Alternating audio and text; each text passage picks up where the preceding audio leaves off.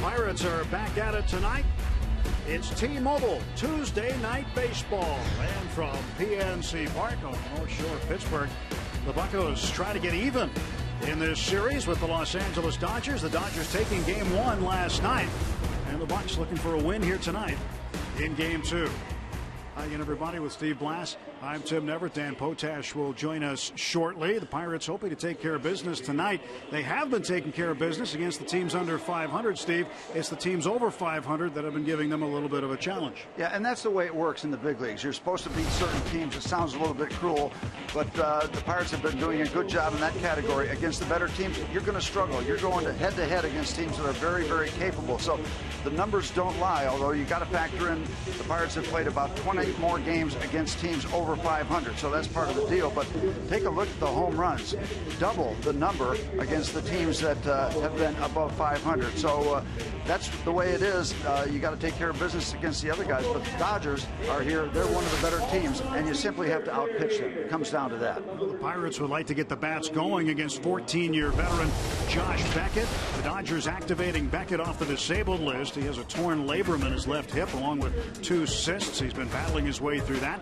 It's our Allegheny Health Network injury update. Beckett getting set to make just his 4th career start against the Pirates. And the whole key for him, Tim, is to stay healthy. When he's right, he's got a variety of pitches.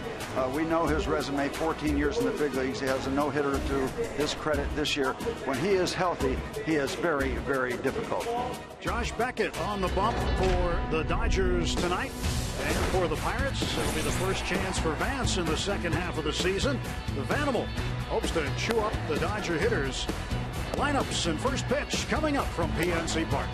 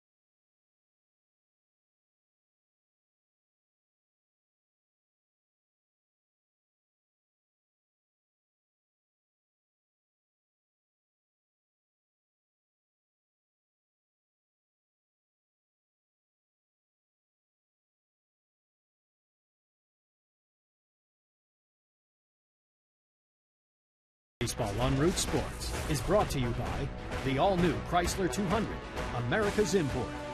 By Toyota. Now's the time to go places with Toyota.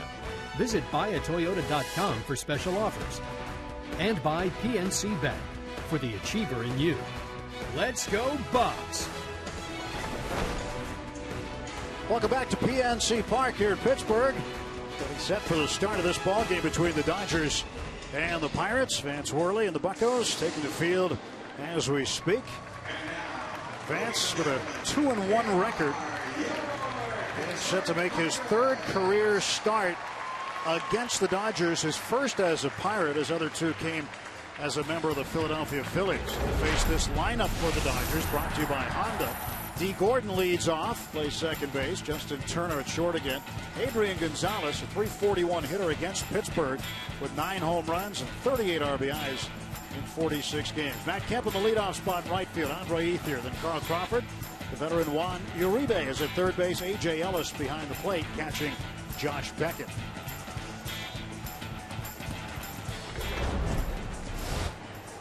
And Vance Worley getting the start.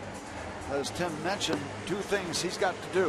One is very, very basic. He's got to have a very good night because the Dodgers have had good pitching for 100 years. And usually if you're going to beat them, it's going to be a low-scoring game, and you're just going to simply pitch better than they do on a given night. The other thing is I would love to see him contain D. Gordon.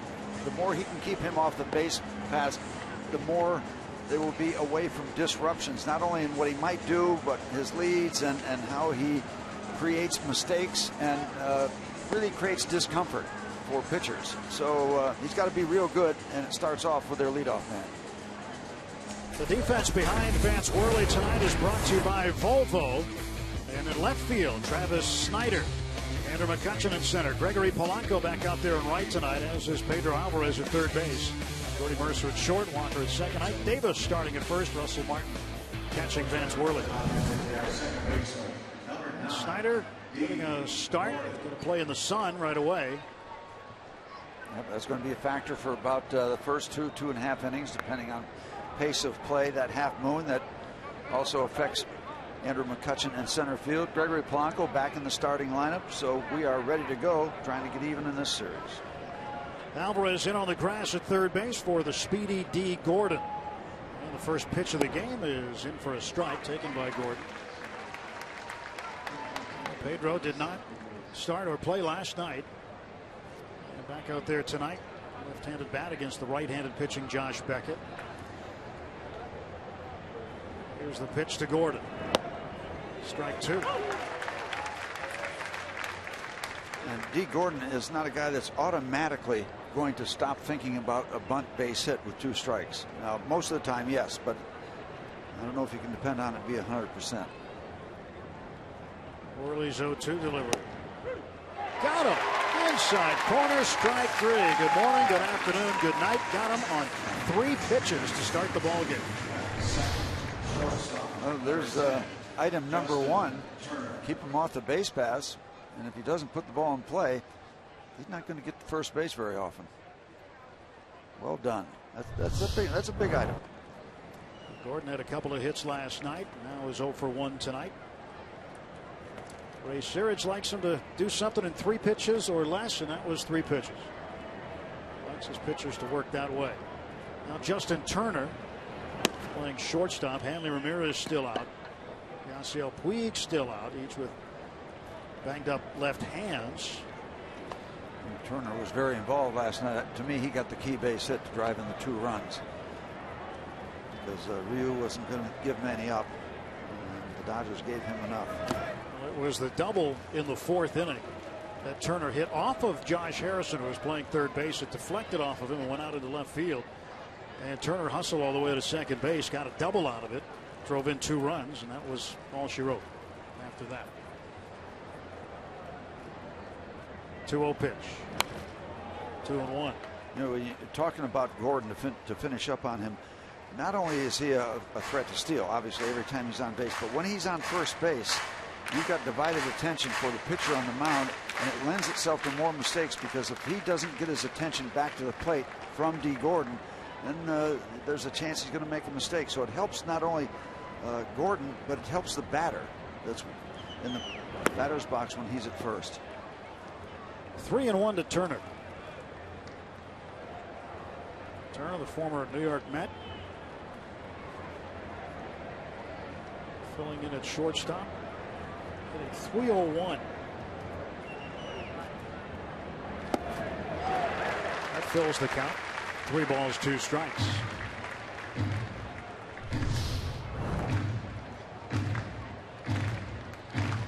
You are seeing more and more pitchers go away from fastballs and hitters' counts. The hitters love when it's 3-1, 3-2, 3-0 to see fastballs. That's how they got to the big leagues. This year, you're seeing more and more off-speed stuff. There's a bouncer to Pedro. A great snare. The throw is low, dug out by Davis. Well, the umpire at first base, Las Diaz, is going to say that Ike Davis was pulled off the bag. Clint Hurdle is going to come out and talk to Las Diaz. And we're going to get a number of looks at it here. Let's see, did he pull him off or not? No. Looks like his foot's right on the bag. How about this play by Alvarez? What a pick. What a pick that was. And for everybody's sake, including Pedro's, I hope this gets reversed.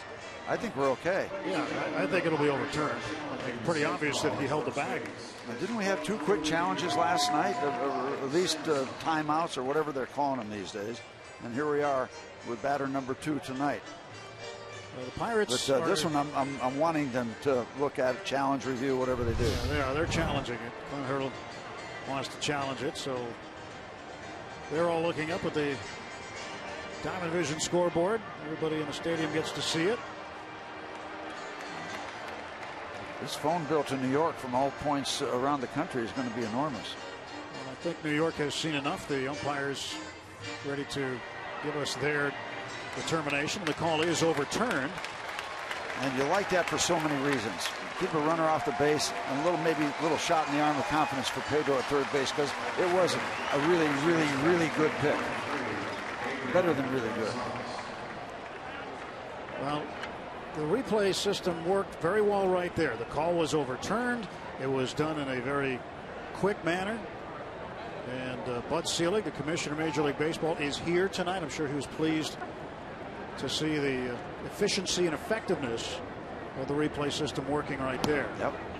And we'll talk to Bud. He'll join us in the second inning. Toby Basner calling the balls and strikes. Jeff Nelson, crew chief there. Las Diaz at first. Mark Carlson is at second. 0-1 pitch to Gonzalez. And that is through the shift and into right center field for a base hit. Adrian Gonzalez continues to find ways to get on base against the Pirates. Well, I'll take a 2-out single every time if he's going to continue to hit that well against the Bucks.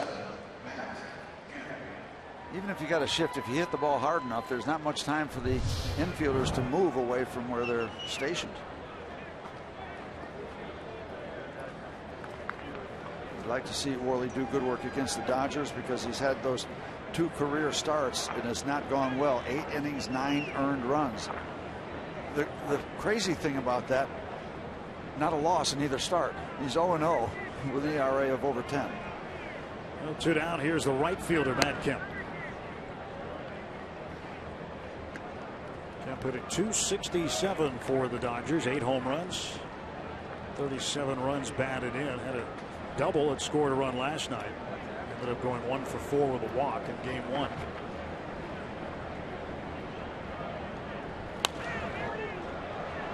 Off, that's strike 1. 1 ball, 1 strike to Kemp. Matt Kemp probably feels a little more comfortable in center field, but has said so recently. But he is in right field for the Dodgers. Edinson Volquez last night did not have his usual good stuff. Here's the pitch. McCutchen on the run, won't get it. Gonzalez rounding second. He will chug into third base, and back-to-back 2-out singles for the Dodgers have runners on first and third. Center fielder number 16, Andre Ethier. Kind of keeps the bat in, goes inside out, and that creates that fade away from Aaron McCutchen, that slicing action. He does a good job getting it in, holding Kemp. I thought that was an automatic double the way that ball was sliding away from Andrew, but Kemp remains at first base. 2 on and 2 out for Los Angeles. And Worley facing the left-handed hitting center fielder Andre Ethier.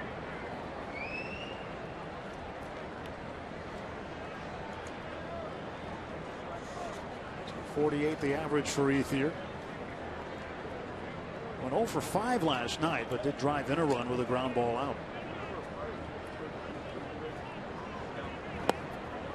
Ball 1-2 Ethier. Vance Worley making his first start since the 8th of July. He did have a relief appearance on July 13th in Cincinnati. Went 2 innings of relief. His last 2 appearances, his ERA was 7.71. So he was a little out of rhythm his last 2 times out.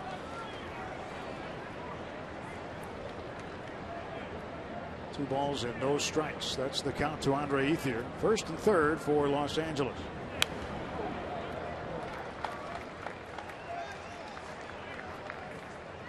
Dodgers have the best road record in Major League Baseball, 31-21 away from Dodger Stadium. That's certainly going to help them down the stretch. And I heard Stan Savran talking about the fact that Beckett has a 27-inning scoreless streak going on the road. So you don't want these guys to get too far down the road. Swing and a miss. Don't let him get out of the barn.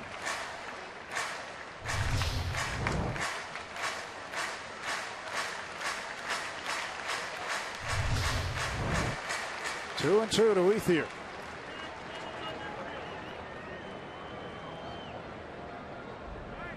Martin setting up outside, but the throw goes to first.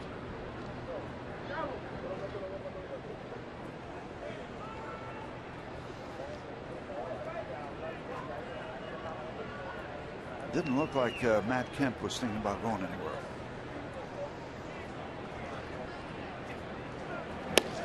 Got him on the inside corner. Call, strike 3. No runs, 2 hits, 2 left. Pirates coming to the plate in the bottom of the 1st.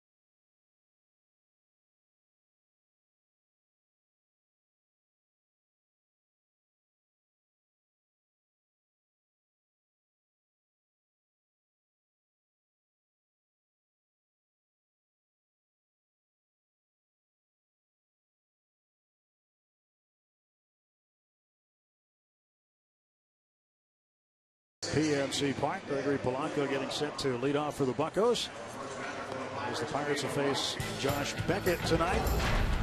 Pirates lineup is sponsored by Toyota. Polanco and Travis Snyder, left-handed bat in there tonight in the 2 spot. Andrew McCutchen, Neil Walker batting 4th, Russell Martin 5th, Ike Davis, and Pedro Alvarez. Jordy Mercer back in the 8 spot. 17 games this month, hitting .367 with 10 runs batted in and 5 doubles. Vance Worley will bat 9th against the 3-time All-Star Beckett. 14 major league seasons. This year, so far, 6-5 with a 2.26 ERA and a no-hitter under his belt. 1-2 in 3 starts against the Bucks, but that also includes an ERA of just a little over 2. Well, Polanco sat out last night's game. He'll stand in to start this one tonight for the Pirates in the bottom of the 1st. 0 for his last 11 and he takes a strike. It's peaks and valleys when you're a hitter, especially a young hitter. They're going to throw everything they can at you to see how you react in a good way or a bad way, to see where your weaknesses might lie. And so far they've seen that he doesn't fare well against lefties that throw a lot of slop, to be quite blunt about it. The off-speed stuff from the left-handers has really been noticeable. It's been a struggle. 1 ball and 1 strike to Gregory.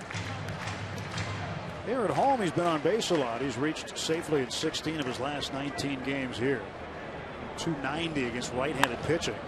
Lifts this one in the air to left field. It'll be playable for Carl Crawford. There's 1 out. So it's going to come for Gregory Polanco. Yep. It's already there for Mr. Beckett. 33 years old, out of Spring, Texas. First rounder back in 1999 for the Marlins. Spent a good bit of time in Boston after Florida. Here he is in Los Angeles. 138 major league wins, but has not pitched in a major league game for 16 days.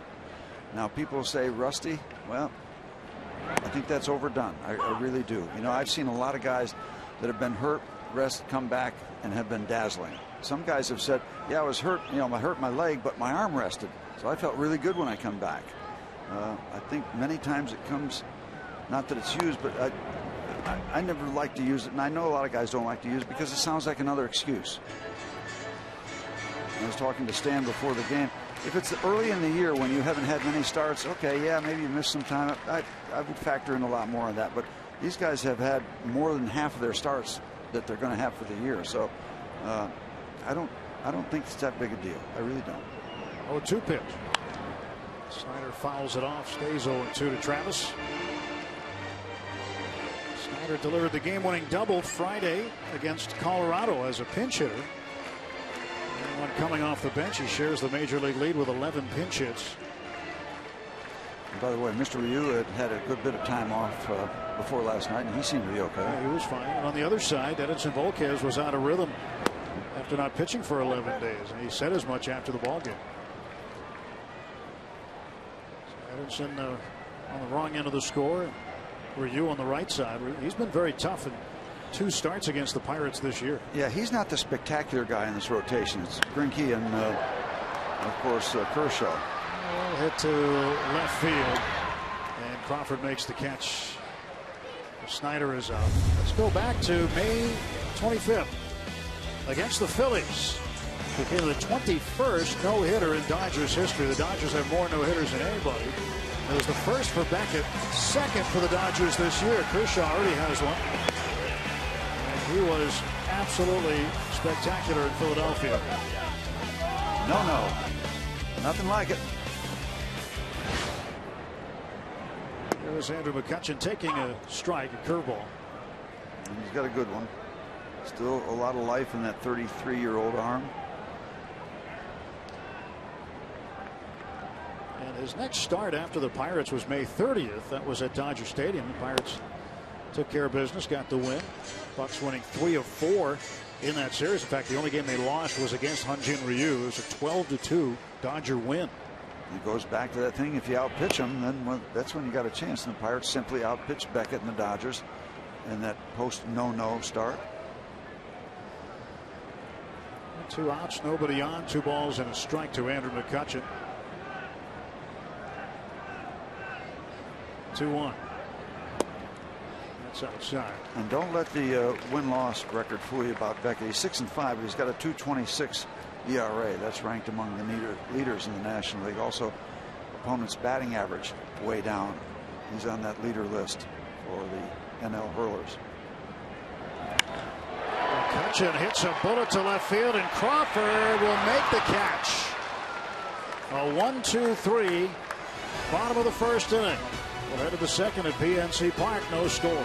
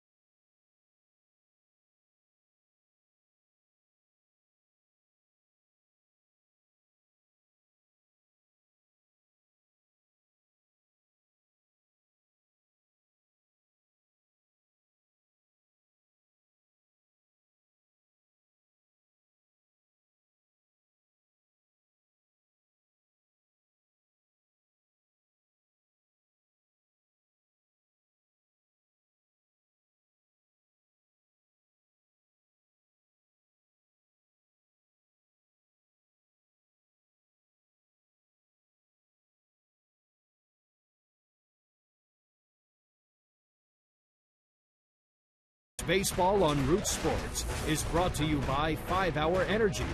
5-Hour Energy helps recognize those who, despite their own needs, put others first. By the Chevy Equinox and your Western PA Chevy dealers. And by Day Automotive. We're going to make your day. Let's go Bucks! No score as we head to the top of the second inning.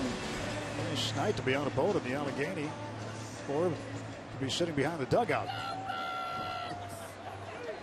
Lots of youngsters here on this Tuesday night, middle of the summer, into late July. Maybe another MVP for Cubs. We'll see. Carl Crawford, who is busy defensively in the bottom of the first inning, swings and fouls it back. Yeah, 3 fly balls to left. That's trip sevens. And I play a lot of poker. I beg for trip sevens. 3 sevens is not a bad hand. 3 of a kind's okay. Take it. Pretty good on the slot machines too, I think. It's very good on the slot machines. Here's a foul ball. It's left at the plate. 0-2 to Carl Crawford. Crawford hitting .253. I'm sure you've run across 3 sevens. I'm a one-arm bandit. I have no idea what you're talking about. Yeah, right. None. Never seen one. Yeah, the sky is a dark green today, too. Here's the 0-2. Poke foul and out of play. Crawford had a base hit and a stolen base in the 7th inning last night. That was all he got in the game. 0 for otherwise.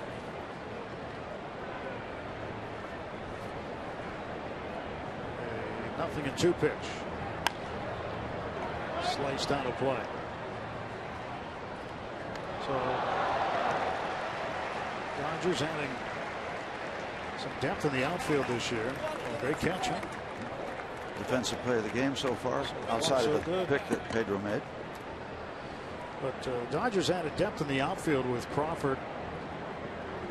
Of course, Puig doing a good job. There's a bouncer past the mound, backhanded by Walker. Throw, got it. Got a little urgent there at the end because it took a while for that ball to get out there. Don Mattingly came to the top of the dugout steps immediately. He's looking down to see if they're going to ask for a review of this one or not. It was bang bang at first base.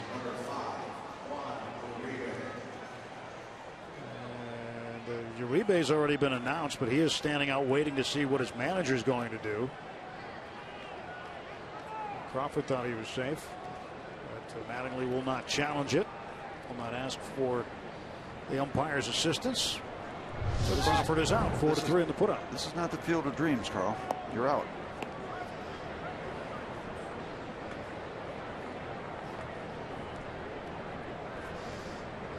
It's to Uribe. That's a strike. You know, it's different this year because retraining yourself, at least I know I am, after every close play, I immediately look to the dugout.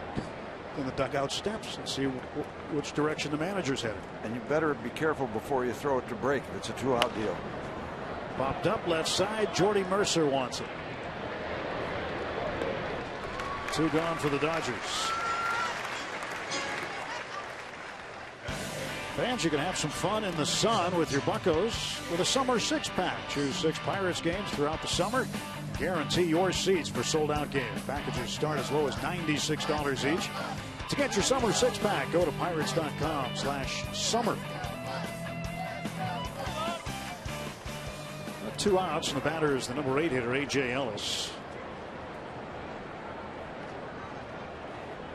Ellis hitting .215. He's appeared in 44 games. This is his 45th for the Dodgers. No homers and 8 runs batted in. We've got some furry friends. The furries are here. Out in section K9 tonight. It's another pup night at the ballpark.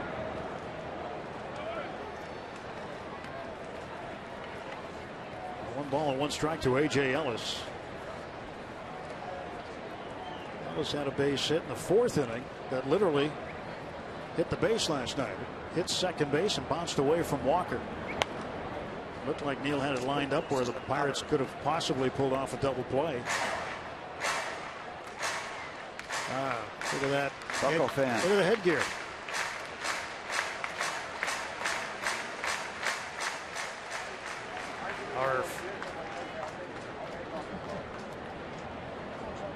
1-2. A little low. 2 balls, 2 strikes.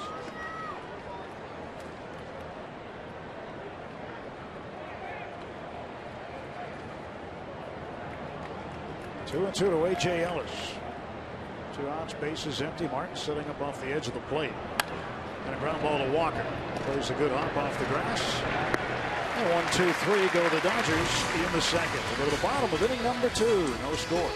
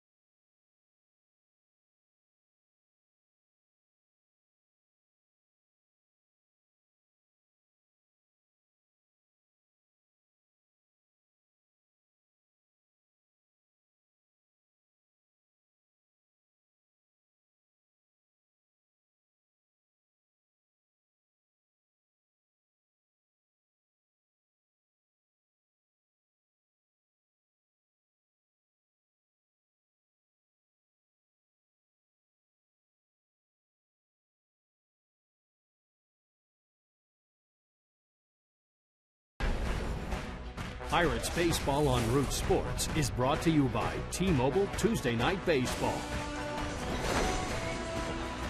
Gorgeous night, 87 degrees on this T-Mobile Tuesday Night Baseball night at PNC Park.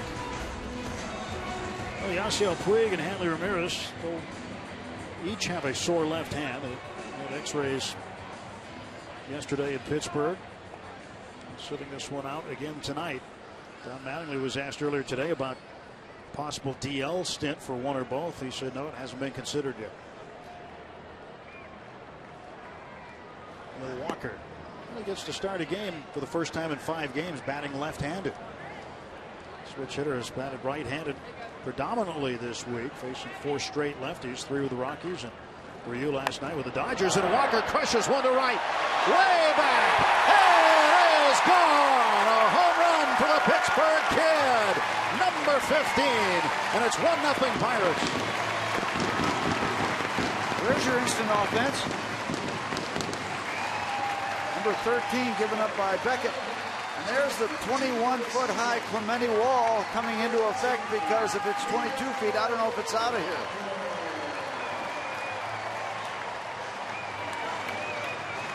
Walker ambushed him. Second pitch of the at-bat, a hanger.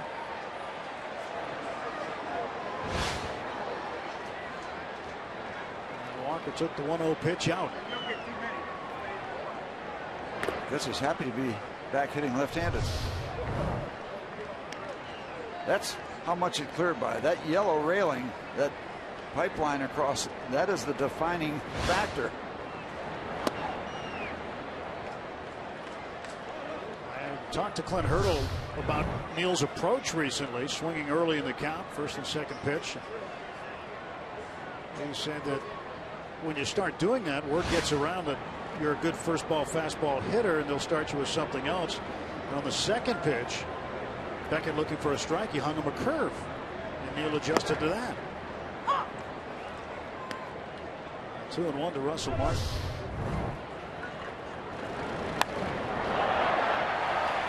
Just high enough. The Pirates on the board first. Last year, Walker's 15th home run came on the last day of the regular season. And he had 2 against the Reds. I'd say he's ahead of pace.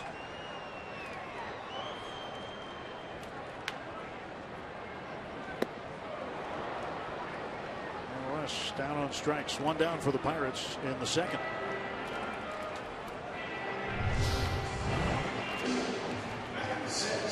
Downstairs.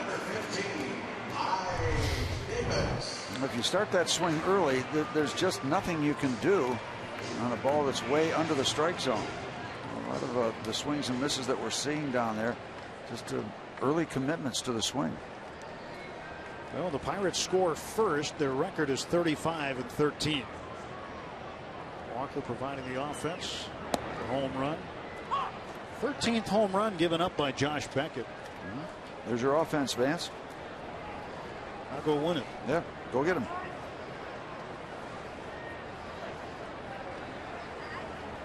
Mike Davis rips one to right center field and deep. Way back. It is gone. A solo homer for Ike. 2-0 Pirates. And you think the fans don't love this kind of stuff? There's about 25,000-30,000 people here that are on their feet. Everybody digs the long ball. And Ike goes long ball again against Beckett. I believe he did that in Los Angeles in that game with the Pirates with a lot of pitching and Ike Davis.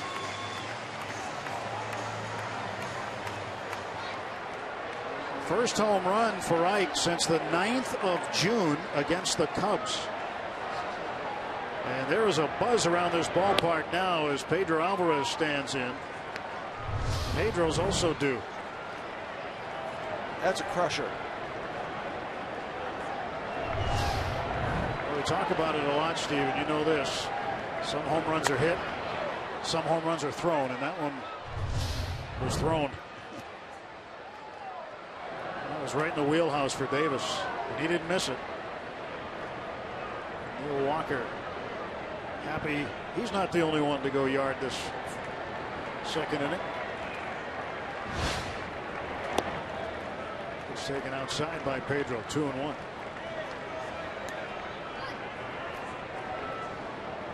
Home run number 6 for Ike, his 29th RBI. His second homer off of Beckett. The one he hit off of Beckett was to dead center field at Dodger Stadium and very, very deep. And Pedro goes to right center field. This will be playable. Andre Ethier will make the catch.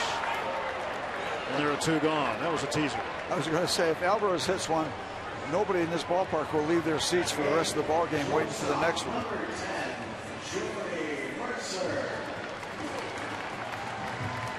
I have a feeling very soon Pedro's going to start running into a few of them.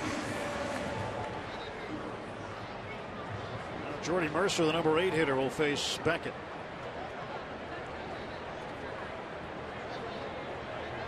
Mercer in 17 games this month, hitting .367. He's raised his overall average to .254, considering he hit well below 200 in April. It's some good work by Jordy. 0-1 pitch. Off speed, out front, it's 0-2. 35 of those now at home.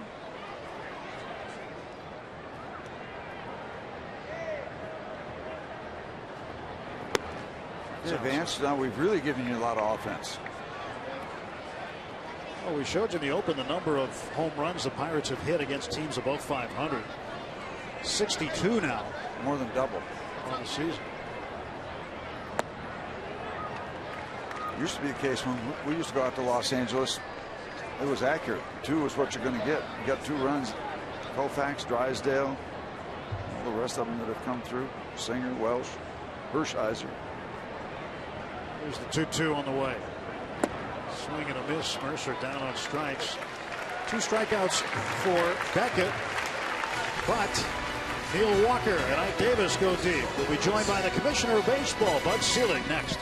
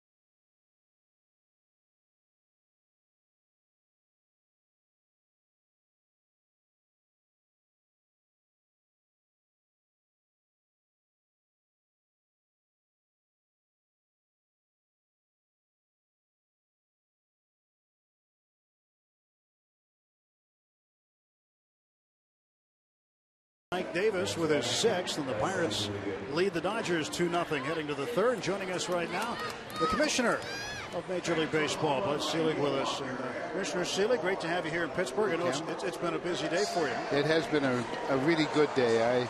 I enjoy this. I talk to the Pirate front office and the media and everything else, and these are my best days, and I'm going from stadium to stadium, franchise to franchise, and this has been a very enjoyable day. And how can you not enjoy this? It's spectacular. I've seen it before, but every time I see it, the view is even better. Well, thanks so much for being here. And on behalf of, let us add our words of congratulations to the job you've done riding this game of baseball and helping this game of baseball to the heights that it is now. I mean, it's in great shape under your stewardship. Well, thank you, Steve. It's really been a pleasure. It's hard to believe it's going to be over 23 years. Josh Beckett grounds out to Pedro Alvarez, and he does not. Pedro throws it away, and Beckett will take second base on the throwing error by Alvarez.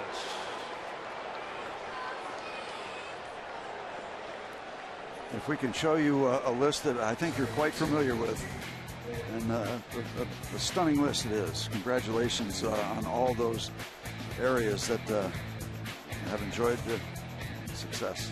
Well, thank you. I appreciate it, and all the economic changes that have really led to better competitive balance, and I know how much it's helped Pittsburgh, and I'm delighted. This is it's a great franchise, and D. Gordon completes the sacrifice bunt. Down to 3rd goes Beckett. And when you think the other morning, guys, I got up and I looked at the standings, and all 3 National League divisions were in a dead heat. I said to myself, boy, you're lucky, because nobody could have orchestrated this. That's good stuff. That is really good stuff. But that's what this was all about. And in the 90s were painful as we made a lot of changes, but they've worked. And you look around this ballpark, and I know that the Pittsburgh franchise went through some tough moments. Every franchise goes through tough moments. But look at it today. It's turned out okay. Now, I'm sure you've heard all kind of questions. You've been interviewed and grilled by everybody on your farewell tour. Right. I was thinking, what would be your advice to your successor? Have patience. Understand that baseball politics works in a little different way. The one thing I tell people, and I really mean this, for anybody to be the commissioner, you have to have a deep, abiding passion for the sport. You have to understand what's in the best interest of the sport. It may be very difficult. I know I went through some tough time, but I knew that we were on the right track. And so it's patience, passion, and you got to get owners to work together. For a long time before I took over, owners were fighting with owners fighting with the union, owners fighting with the commissioner, whoever it was at the time. And as a result, sport was in some trouble. And but my way of building consensus, guys, may take a little longer. But in the end, that's how you get things done. Would labor peace be at the top of the list of things you're proudest of? Absolutely. When my first year was 1970, and right in Steve Blass' they were good times for the Pirates. Yeah, we had 7 work stoppages, and then 8th one when we lost the World Series. It was heartbreaking. But you remember, every 2 or 3 years there was a fight with the union. Absolutely. I mean, and the game suffered. Fans were mad at players, fans were mad at owners, fans were mad at everybody. And we really suffered. Nobody could have ever believed that we'd have 21 or 22 years of labor peace. So, yes, I'm very proud. And by the way, during that period, revenues, attendance, 10 greatest years last year, have grown because we have labor peace. So, yes, you bet it is, Steve. 3-2 pitch to Justin Turner's fouled off. And Commissioner, let me ask you this. One of the latest additions to baseball, the expanded replay, we saw one of the more efficient examples of it here earlier in the game. The call at first base that was overturned. Right. We have seen some calls the other way that have been a lot more tricky. What have been some of the the things you've been happy with about replay, and maybe some things that you think might have room for adjustment in the future? That's great. I'll go back to this. Tony La Russa, when he was with us, really worked hard. That was really his baby. You know, it's a good thing I don't own a club anymore, because, you know, the last couple of pitches I would have been hollering at the umpire. My heart started going a little bit. I don't know. Clint is showing restraint here. Tony would say to me in April when we were going through this, we have no right to expect it to have been this good this fast. Now, does that mean it's perfect? No. But I'm really proud of it. The average time takes 1 minute and 57 seconds. And that isn't bad. We'll get it down. But, you know, I was witness, so were you, Steve, to temper tantrums from, you know, Earl Weaver or Billy Martin. And those took 10 and 15 minutes sometimes. My pal Sparky Anderson used to have a few of those, too, that took a long time. So, yeah, and we're getting it right, and that's the important thing. So I feel good about where we are. Yeah, because that was very dramatic. That was throwing a lot at a lot of different people. Oh, there's no question. And I give Joe Torre and Tony La Russa and all the people in our baseball operations department, they worked hard. Jimmy Leland has played a great role and continues to. So, no, I feel good about where we are. Adrian Gonzalez at the plate, goes the other way down toward the left field corner, and that is going to be in the seats foul. I'm sure you have remained a baseball fan for all these years. I'm sure that's been tested at times. If we threw the Brewers players out of the equation, could you give us 3 of your favorites of all time? Doesn't have to be just your time as commissioner. Yeah, I'll give you, sure. Well, when I was a kid growing up, I was a Joe DiMaggio fan. Loved Joe DiMaggio. He was my great hero. I would have to put Henry Aaron in there, which is for the Milwaukee Braves. That's right. Me too. Well, and Henry and I have been friends now for 57 or 58 years, and I always felt that he didn't get. He broke Babe Ruth's record, did a lot of things, but he was a great, as you know, all-around player. And what an ambassador for our game. He's been. We're lucky to have an American icon like that and be an ambassador. He's been spectacular. And there have been a lot of players since then. I mean, obviously Stan Musial growing up, you can't do any better than that. And Derek Jeter today. Derek Jeter is not only a great player, he's a better person off the field. And in Pittsburgh, Roberto Clemente. I mean, we have been so fortunate that our great players have really been great human beings. And Jeter, in this day and age with the scrutiny there are on players and the tests. Exactly right. Polanco's throw will be well off the mark, but Dodgers will get a run as Beckett scores. It's now a 2-1 ball game. Could we ask about the plans of Bud Selig? Are you going to put your feet up a little bit? Well, I won't do that. I've worked all my life, so I do, and I'm going to teach, Steve, at 2 or 3 universities, and I'm going to write a book. I've been doing this now since 1963, so I'll do that, and I'm going to teach and do some other things, and I'll keep very, very busy. And you go to a few ball games. Oh, I'll go to a lot of ball games. You know what I tell people, especially after I'm having a bad day, about 5 o'clock, 5:30, 6 o'clock, I'll say to myself in the office, good, I can go home and watch 15 games now, and out I go. Speaking of watching a game, I know you mentioned earlier today when you talked to some folks about the wild card game here. What were your thoughts?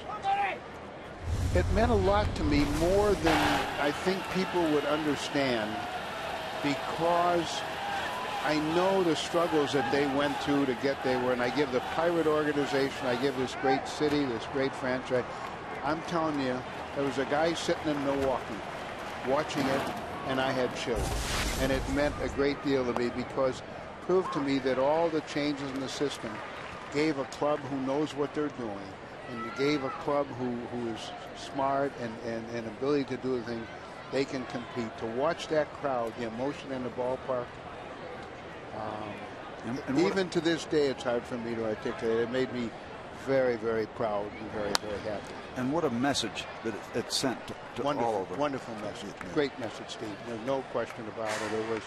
It was just, when I think back to 3 or 4 years and people were still saying, oh, they can't do that and they can't do that. And look at that, they can do that in other sports, but not in baseball. We have the greatest competitive balance, and the greatest proof of that is right here with the Bucks, as I still call them. Yep.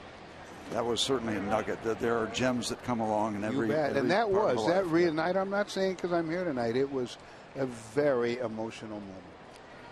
People still get chills when they see the video. Oh my goodness! It was incredible. It really was just. And of course, it carried over through the winter with not only ticket sales, but people reminding themselves what a good baseball city Pittsburgh is. And great baseball. Boy, they show their colors. Great baseball town. In fact, we were sitting in a meeting about 6 o'clock, and I said to Bob Nutting and Frank Coonley, well, this is going to be okay. I looked up in the upper deck, having run a team for years.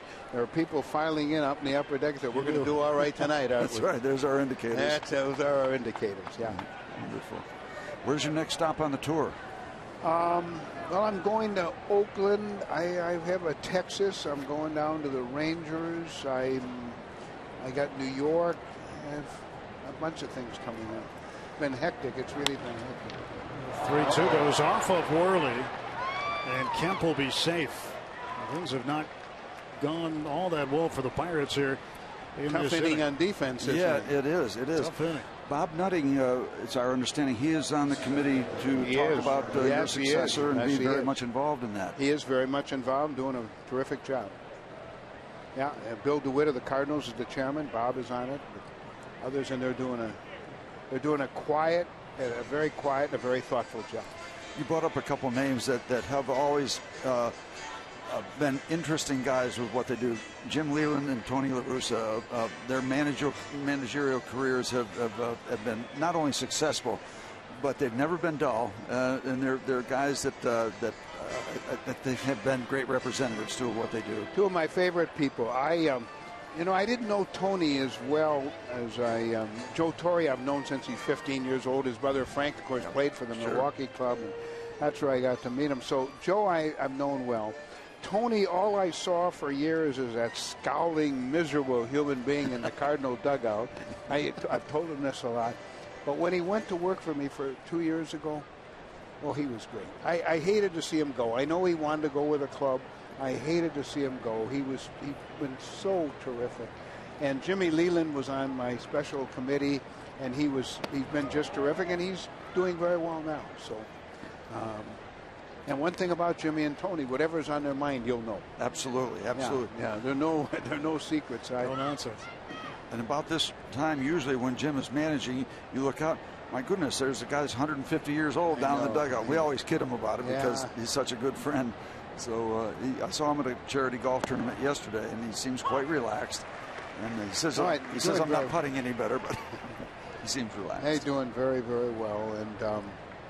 And as I say, there are ones that actually talked me into instant replay. All four managers, Torre, Scioscia, Leland, and La Russa, and they turned out they've been right. And now they're watching it. We had some managers at first early in the year. This one is looped into short left field. This is going to tie the ball game as Turner will come in to score. Throw to third offline. It's now a 2-2 ball game. As Andre Ethier scores Justin Turner. And it's back to square one for the Pirates. Well, these are the way baseball games go. You hit a couple of home runs, you get all excited. Now a little bit of reality. The ebb and flow of a 9-inning. That's what makes it a great game. You never know what's going to happen. Drives you crazy, but that's a whole other story. Especially if you're out there in the middle. Somebody asked me, a student in one of my classes, if I miss the day-to-day thing. I said I hated 8th and 9th innings. They drove me crazy. So no, I don't miss those. Holding on to a lead late. So Carl Crawford, the batter. Runners at second and third and 2 down. And he lifts this one into left field. Snyder on the run. He'll make the catch. That's going to do it. Commissioner Seelig, thanks so much. Thank you very much. Pleasure. Appreciate the time. Nice to see you. Great to see you. Nice to Thank you. Thank you, guys. Enjoy it. It's a 2-2 ball game here at PNC Park.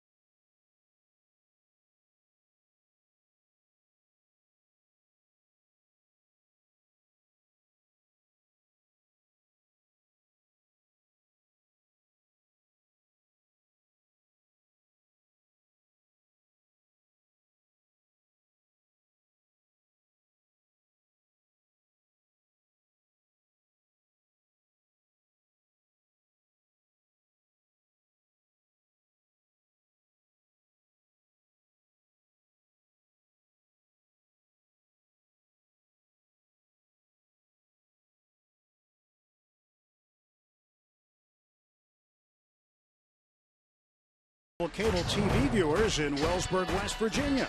Thanks for watching and rooting on your Pittsburgh Pirates. All of us at Root Sports and the Pirates appreciate your support.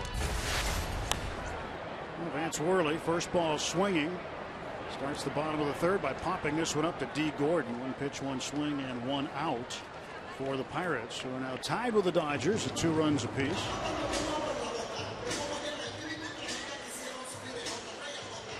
Good to visit with the commissioner.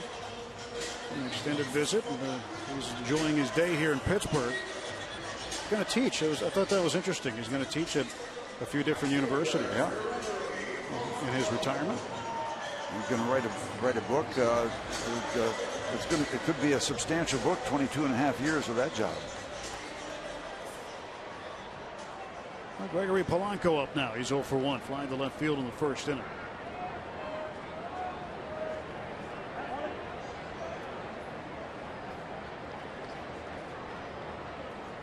The pitch to Gregory. That is in there for a called strike. Polanco, we've worked on adjusting his swing just a little bit. Not so much the swing, but making sure he keeps his head in. He's been pulling out a little bit on the ball, and he swings and hits one high and deep to right field. This one back. This one's gone. A solo shot for Polanco. 3-2 Pirates. Cue the fireworks.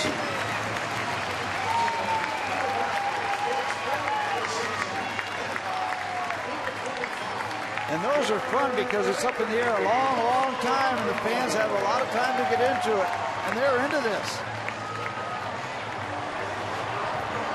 Home run derby. CCC as Gregory Polanco hits his 4th major league home run.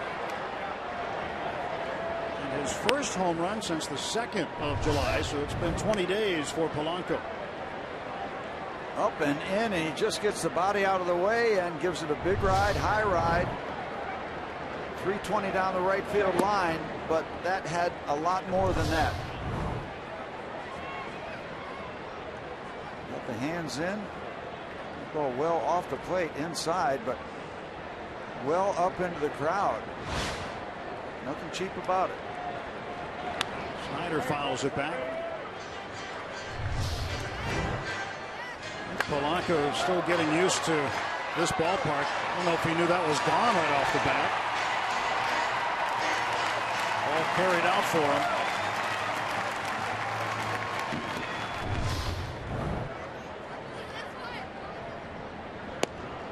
And pitch into Snyder for a strike, and it's 2-2. You know, you love putting 5, 6, 7 hits together in an inning and scoring 3 runs maybe, but ain't nothing like the home run. Nope. It's better when there are guys on base, but you'll take them anytime. Yep. They're always better when they're hit by the home team here. Snyder flied to left field in the first, as did all 3 batters in the first inning. There's a ground ball up the middle into center field. That's a base hit for Snyder.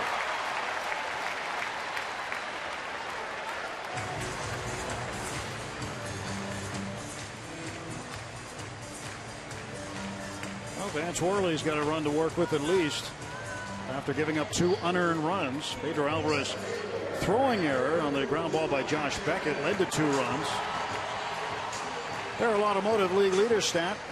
Leaders in runs batted in, and McCutchen climbing the list. He's tied with Ian Desmond and Adrian Gonzalez, and just behind Paul Goldschmidt and Giancarlo Stanton.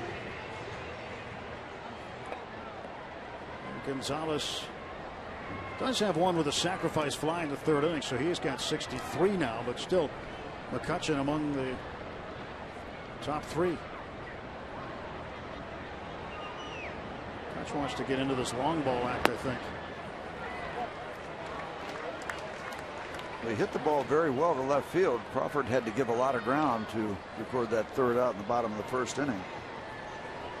Got to it on or near the warning track.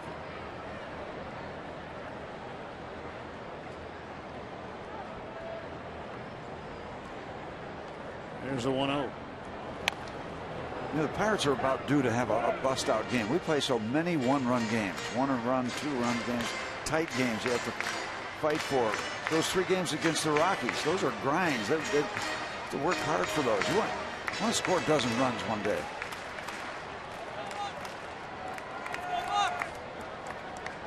You got one of those for you around here somewhere. Yeah, I don't think it's necessary to bring it out either. I know where they keep it. I do too. Now,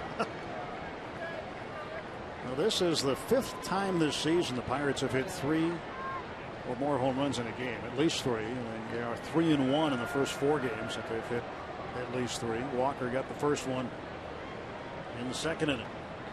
1 out, 1 on, 1-1 pitch, foul back. I know they track everything. Have we had 4 home run games or 5 home run games? We'll get to it. The ladder. There was a April 17th. There was a 4 home run game. After all, we are just in the 3rd inning. Yeah, 6 home run game at Cincinnati. Remember? There we go. That was April 14th, and then the Reds hit 4. There was 10 home runs total in that game. Okay, there's my answer. Just have to ask, Steve, and the answers just start pouring in. 1-2 to McCutchen. I just won. I'll ask you a question nobody can answer. Okay, what's that?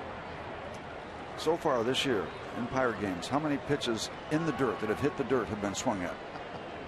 That's my a lot. That's my project this year.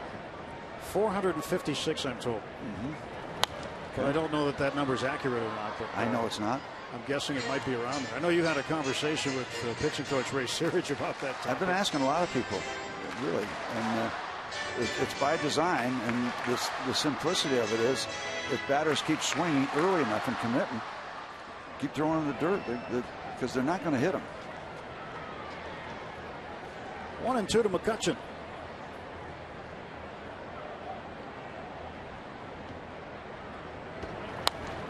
Fouls it off again, hanging in there. Yep, it's a good stay alive foul ball.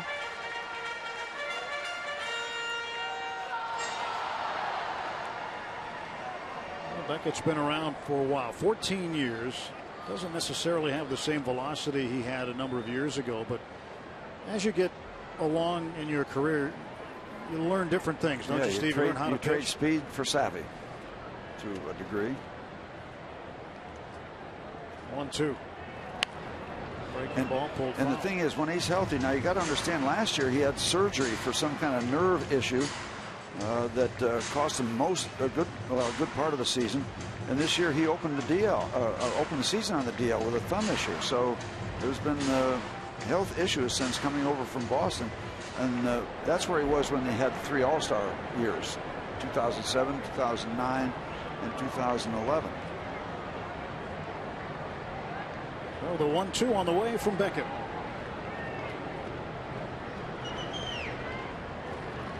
Did Kutch hold it up? Yes, he did. Appeal down to first base umpire Laz Diaz.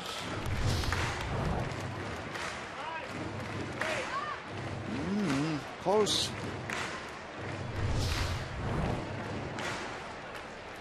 In fact, Beckett last year, before the surgery, was 0-5. Came over from Boston in the middle of 2012.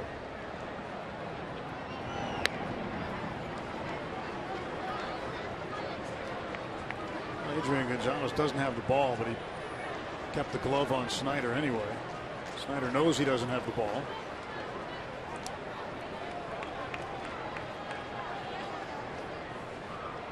Two pitch coming. And McCutchen down on strikes, and he is 0 for 2. Walker with home run number 15, his first time up. Second pitch of the at bat. The 1-0. Ended up in the front row. Right off the railing, bouncing off the fan and back onto the field. And it was a 1-0 Pirate lead at that time. 3 solo home runs for the Bucks tonight. And then a 3-2 lead over the Dodgers. Inside, ball 1.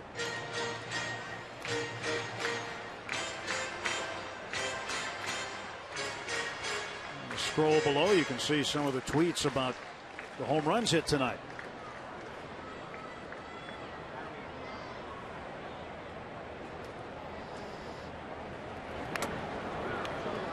ball, 1 strike. Well, they got home from Kennywood just in time. That's good. That's what they like to see as soon as they flip on the TV. Adrenaline-packed day for them.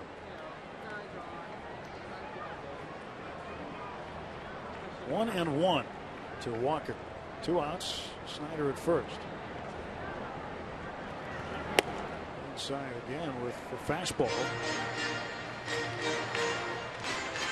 Last time Josh Beckett surrendered 3 home runs in a game, August 8th of 2012 against the Texas Rangers. It's been a while for him since he's given up this many long balls. 2-1 to Walker.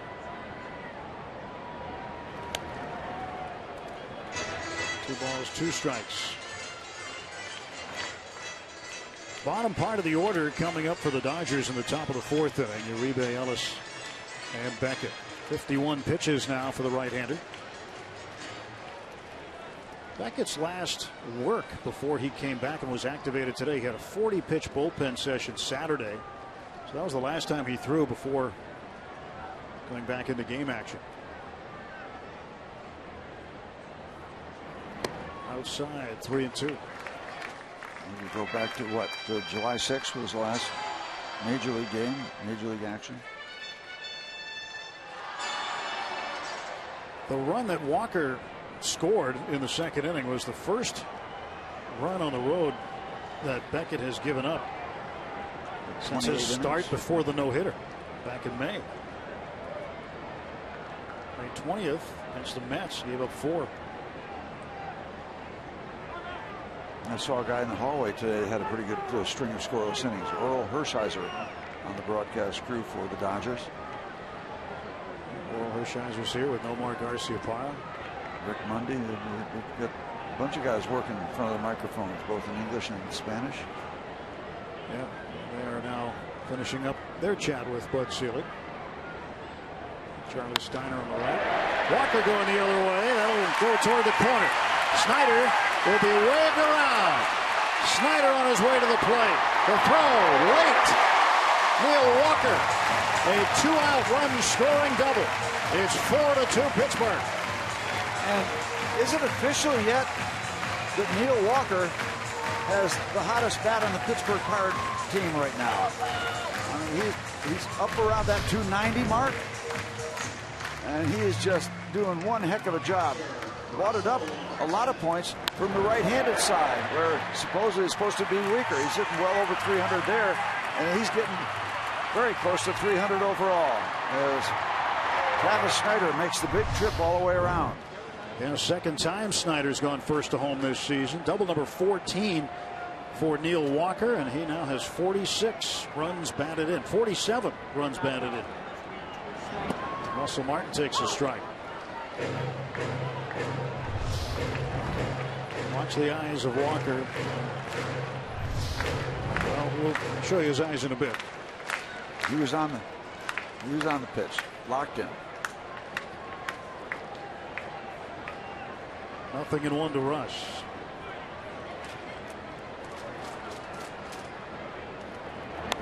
Speed pitch fouled back.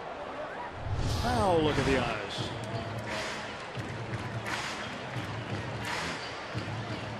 When they talk about seeing the ball, sometimes it's kind of a vague expression, but Neil Walker is seeing the ball. Red hot. Red hot. He never blinks. Walker in scoring position, 2 down, 0-2 to Russ Martin.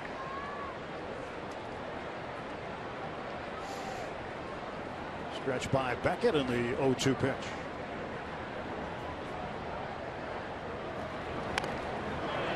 Ellis dropped it. So Russ stays alive.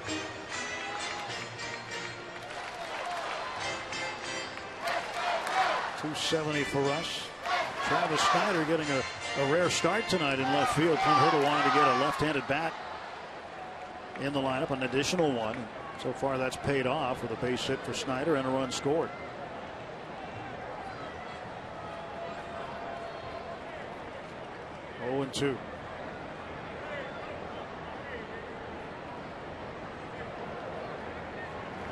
Hit him. Martin down to first. I don't know, 2 pitch. Like a breaking ball didn't break enough.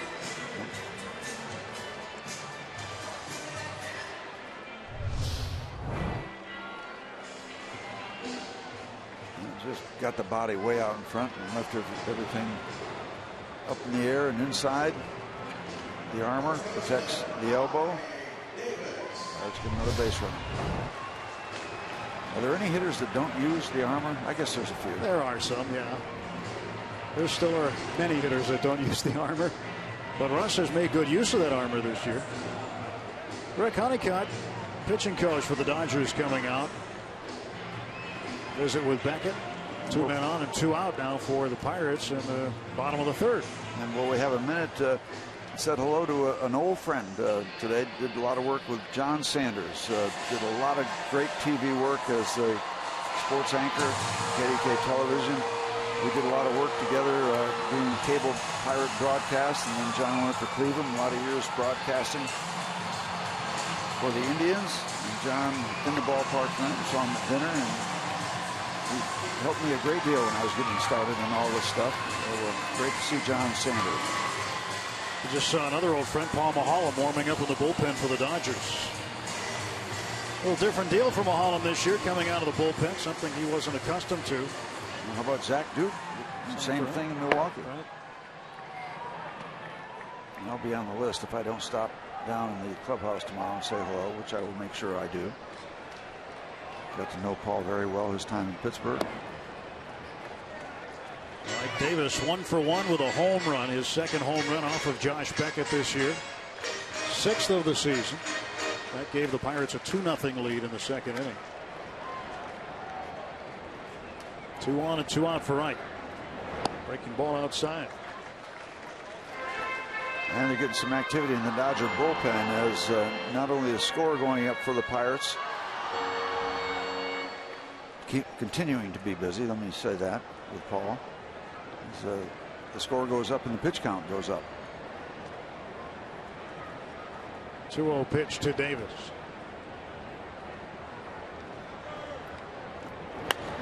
Knight pops it up. Juan Uribe drifting into foul ground. Back toward fair. He'll make the catch. But Gregory Polanco with a home run. Neil Walker with an RBI. It's 4-2.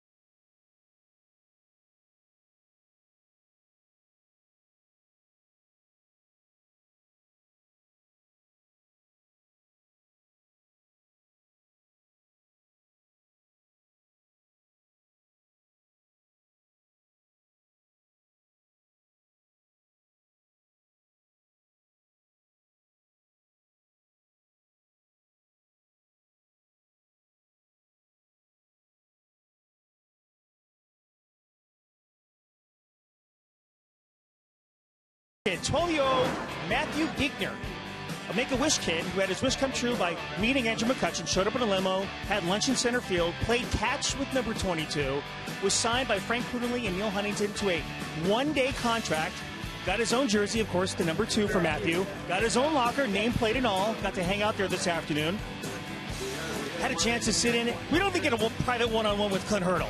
Took in batting practice with the Kutch, also got a chance to meet the commissioner. Threw out tonight's first pitch. Now watch this. Look at the throw and watch McCutchen's expression. Yeah. And how do you top it? How about your own bobblehead with Andrew McCutchen?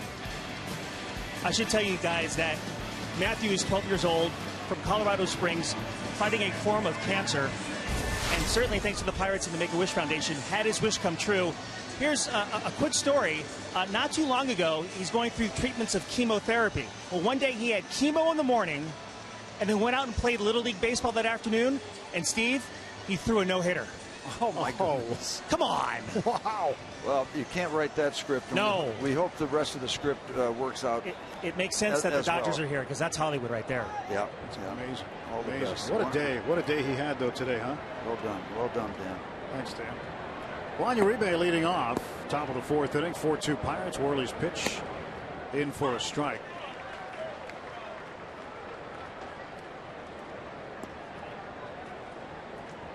We don't even get picnic lunches in center field, with or without McCutchen. No.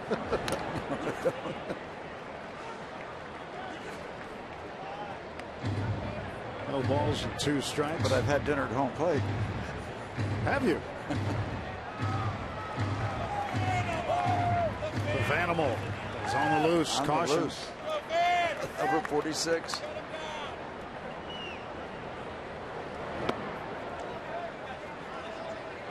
Wanted an appeal, but nothing doing there. 1 ball, 2 strikes. Uribe's 0 for 1. Popped up to Jordy Mercer in the second inning.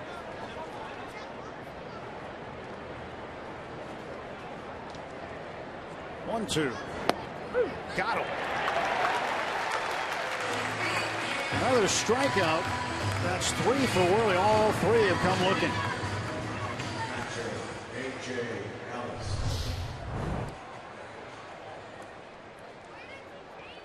Right there. The Vanimal. Not only on the loose, on the corner.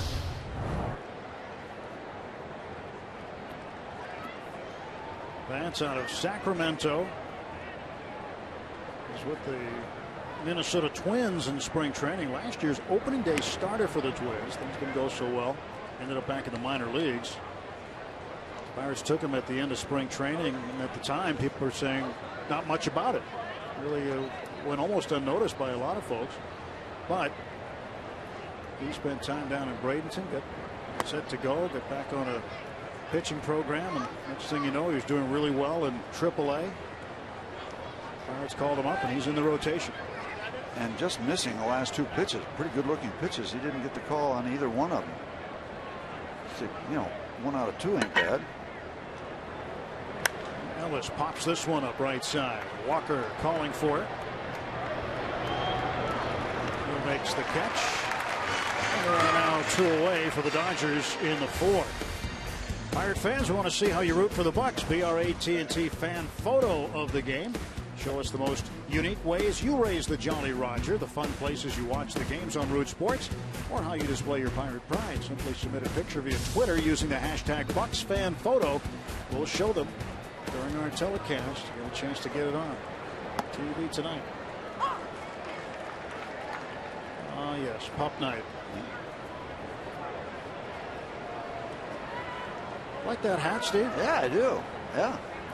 Pretty cool. Good looking summer lid. Pretty partial to any kind of hat, to tell you the truth. Josh Beckett reached on an error in the 3rd inning, a throwing error by Pedro Alvarez. And one of those plays that we've seen far too often. Pedro continues to work at things, and that was just a bouncing ball to him. Beckett wasn't even running really.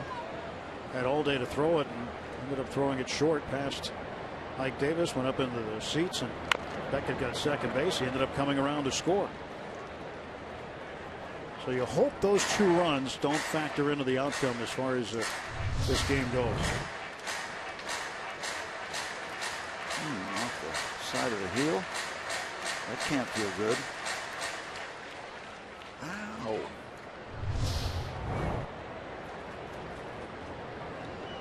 That's when you're having a tough night. You've given up 3 home runs.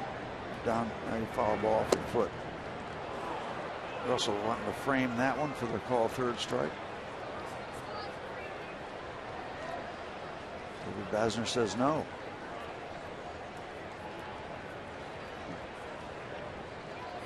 Full count. 3-2 pitch.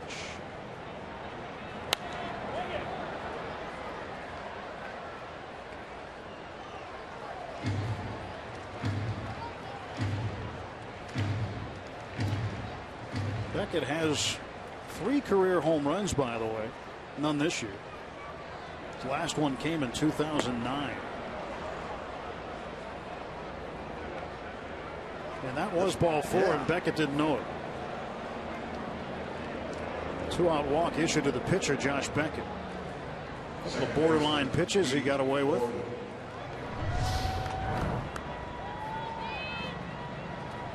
This pitch is down low for ball 4, so Beckett thinks, well, all right, maybe I got another one coming. Still alive? Oh, he's very alive.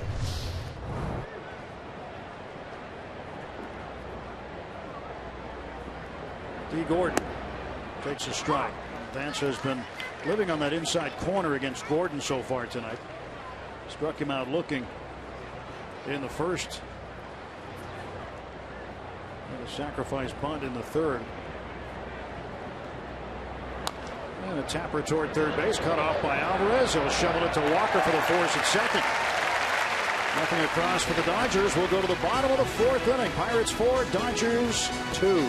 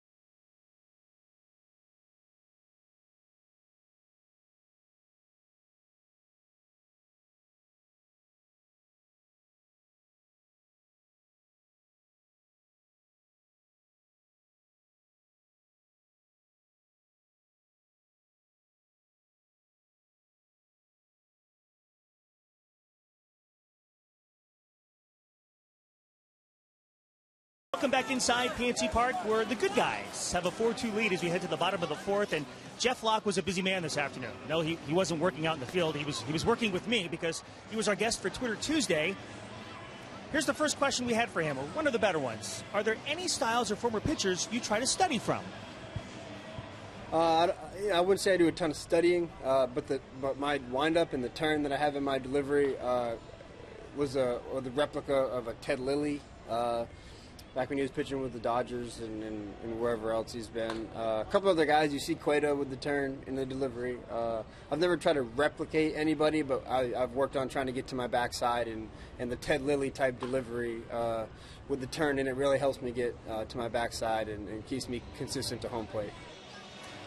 So Ted Lilly's not a bad guy to study. Steve, anyone that you studied before you or as you worked your way through the big leagues? No, I had a lot of heroes, but I can see what Jeff is talking about.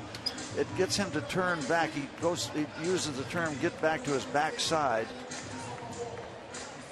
and that will help, I guess, get your whole body involved to come through without rushing out with just the body and leaving the arm. So he gets back there and gets everything together. But it also helps you hide the ball a little bit longer. Gives the batter something else to look for in terms of where the release is going to come from. So any time you can use a little deception along with helping coordinate arm and body, you're going to be ahead of the game. Our thanks to fans who tweeted in those questions with the hashtag Bucks Tuesday. Of course, we do it every Tuesday. We have some more Q&A coming up with Locke throughout the broadcast, guys. Okay, thanks, Dan. Thanks, Dan. I did try to replicate Cy Young. Did you? It didn't work out as well as I thought. You should have tried Johnny Vandermeer instead. At least for 2 games. For 2 games. Maybe 3. He had like a one-hitter in his third. I was thinking long range with Cy. Yeah, he was pretty good. 511 wins. Yeah. 2-0 to Pedro. And he looks at one just on the inside edge for a strike. 2-1.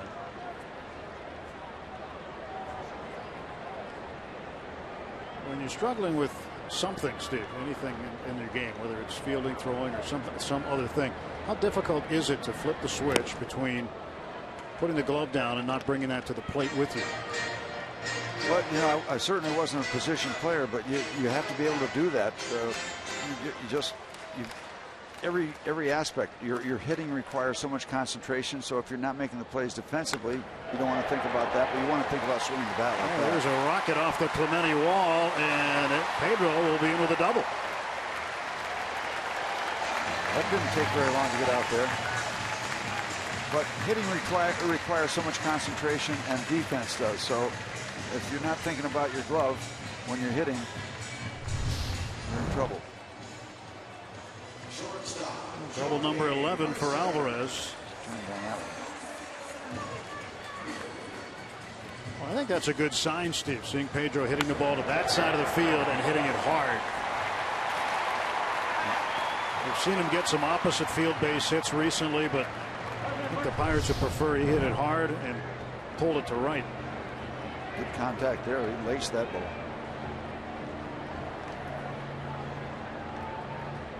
Pedro off of second base, and Beckett facing Mercer with nobody out.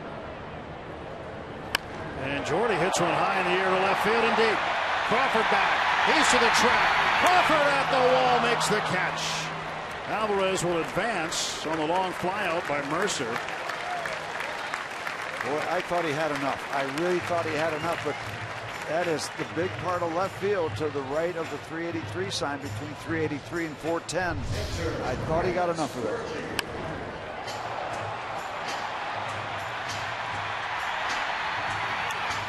Pedro not taking any chances wisely. Goes back to second base and gets over to third.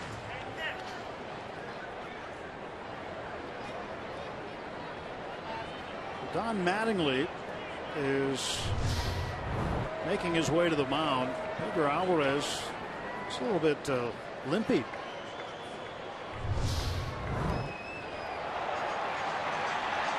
I wonder if he's 100% right now.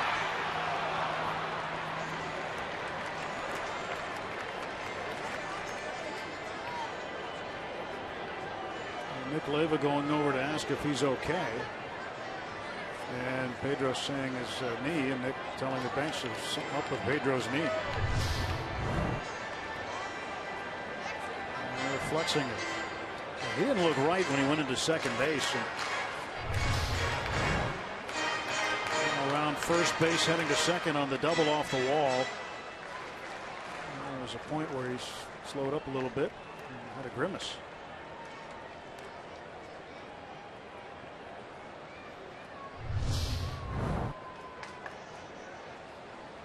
Well, the Dodgers will bring the infield in, one out. Vance Worley trying to help his own cause and get Pedro in.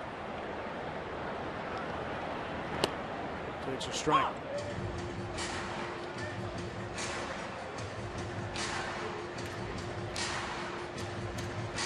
Vance on the season, 1 for 13.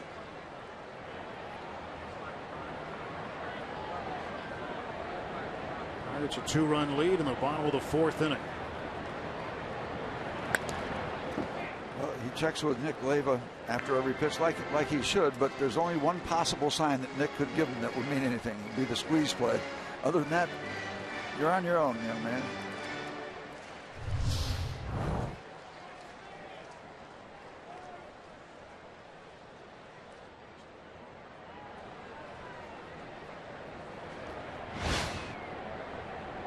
And the 0-2 pitch. Got him to chase. Ellis was set up way outside. Vance Worley went after it. 2 outs. Gregory Polanco coming back up.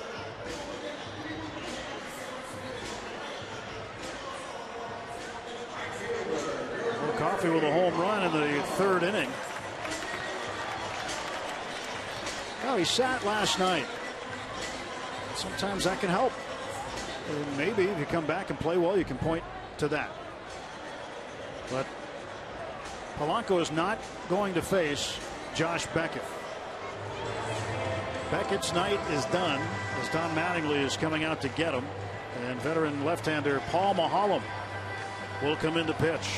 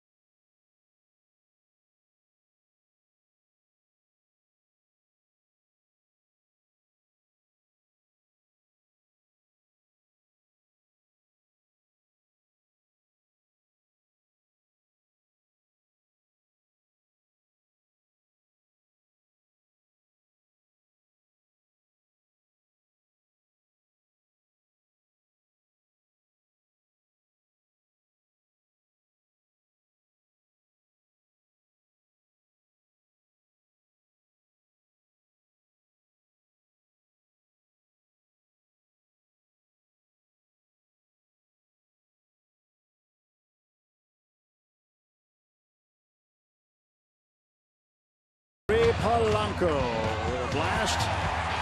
His 4th home run of the year. Came in the 3rd inning. Last time up. Go up a 1 for 12. An 0 for 12 rather. Good way to get out of the mini slump. And Polanco getting ready to get back up here in the bottom of the 4th inning with a runner at 3rd and 2 out. Pedro Alvarez during the pitching change timeout was in the dugout. He's coming out now and he was talking to trainer Todd Tomczyk. Still flexing that left knee.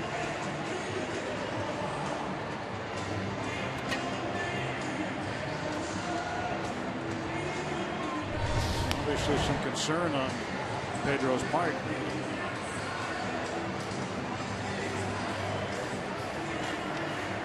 Josh Harrison not in tonight. He started for Pedro last night at 3rd base.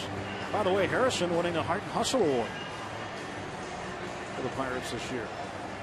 All the teams have a Heart and Hustle Award winner. He won it for the Pirates this year, as announced earlier. Here's Paul Maholm. Well, buddy, working out of the bullpen currently is started 8 of those 26 games. 18 out of the pen, 8 starts. A little different environment for Paul pitching wise this season. Coming out of the bullpen, something he was not accustomed to his entire career. And when you get into that routine of pitching every 5th day, and then they say, okay, well, now you're going to go down there and sit with those guys on the bullpen. And you don't know exactly when you're going to pitch, for how long, how many batters you're going to face. He sort of has a wild card role with the Dodgers. Polanco bouncer to 2nd base, and Gordon will throw out Polanco. Pirates leave a man. Alvarez stranded at 3rd. On to the 5th, 4-2 Pirates.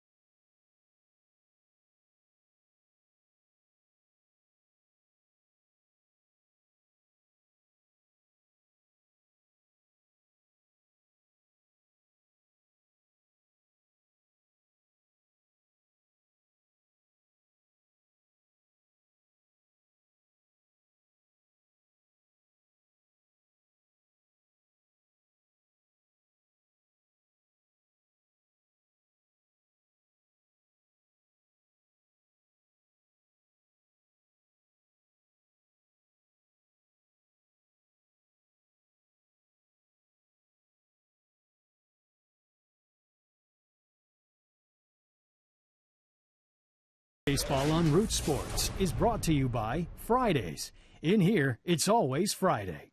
By Barrel Automotive, we're driven to be better. And by Levin Mattress, located in all Levin furniture showrooms and freestanding stores. Let's go, Bucks!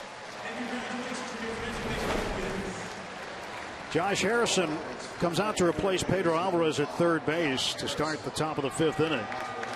So Jay Hay takes over for Pedro, who will not finish this ball game tonight. We'll try to get some word at some point on what is bothering Pedro. Looks like, from what we've shown you, something up with his left knee.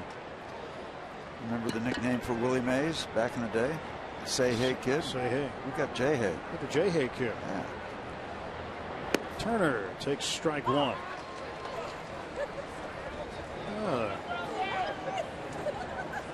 Good thing, yeah, but you can't dig up a pirate in your backyard. No. A good outfit. Yeah. Game up. That's the one thing about pup nights is that folks will dress their dogs up in pirate gear. Kind of fun.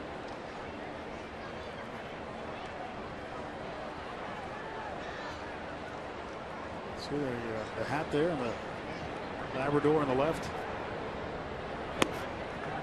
Turner down on strikes. Number 4. First strikeout swinging issued by Vance Worley.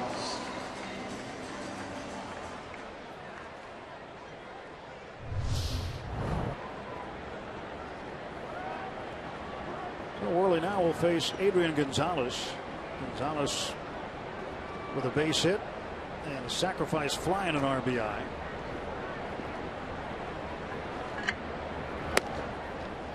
You can see Vance Worley from the back here as he kind of throws across his body. That first stride will be on the third base side of home plate, and he comes back across. Easier line of vision for left-handers certainly, but tough on the righties. You'll see this first move in a moment. Mr. Gonzalez gets ready.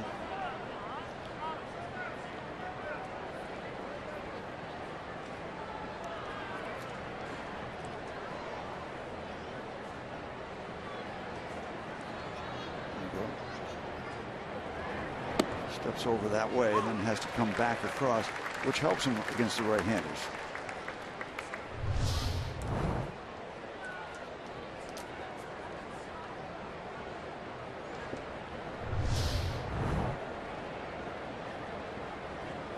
Nothing in 2. To center field at McCutchen. Boy, he hits the ball hard. He hits the ball hard. Yes, he does. Got him that time. That's that hard ball for a center fielder to judge.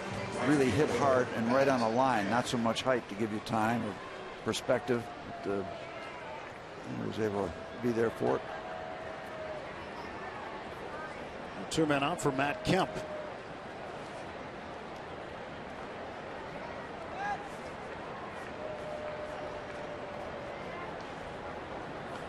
Kemp is 2 for 2 with a pair of base hits. And he'll foul this one off for strike 1.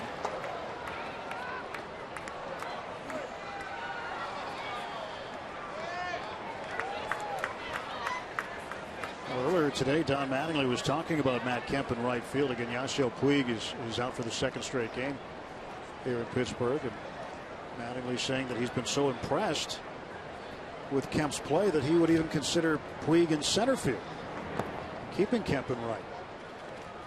What does that do to the Ethiopia? That's a good question. They've got a lot of depth in the outfield. And that's a good problem to have for everybody except the odd man out. Somebody will be the odd man out. In the air to right field. Polanco underneath it. Gregory will make the catch. And the Dodgers gone in order for the 2nd time tonight. Halfway home at PNC Park.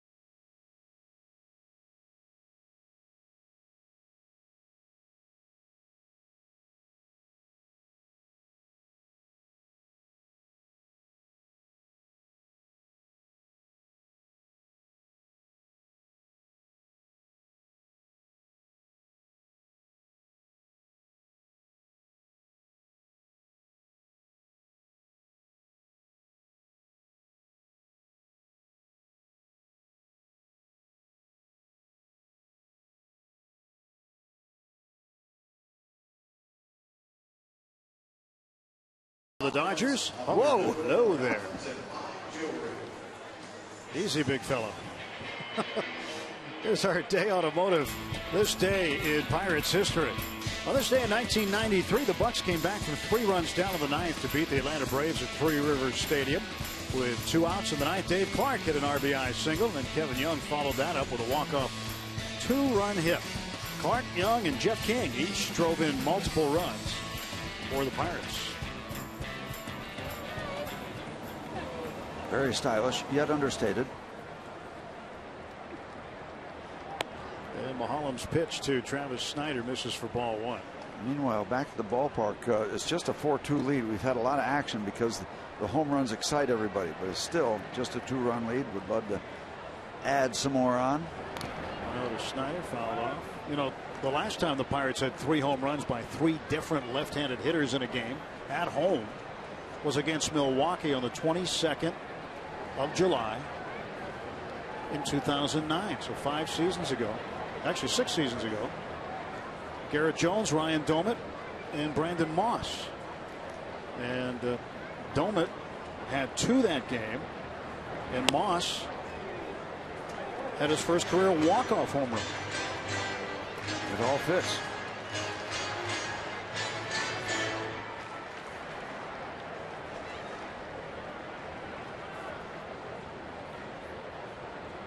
And Neal getting a look right-handed. Worley getting cooled down. It's a bouncer to short. High bounce for Turner. Has to hurry to get Snyder by a step.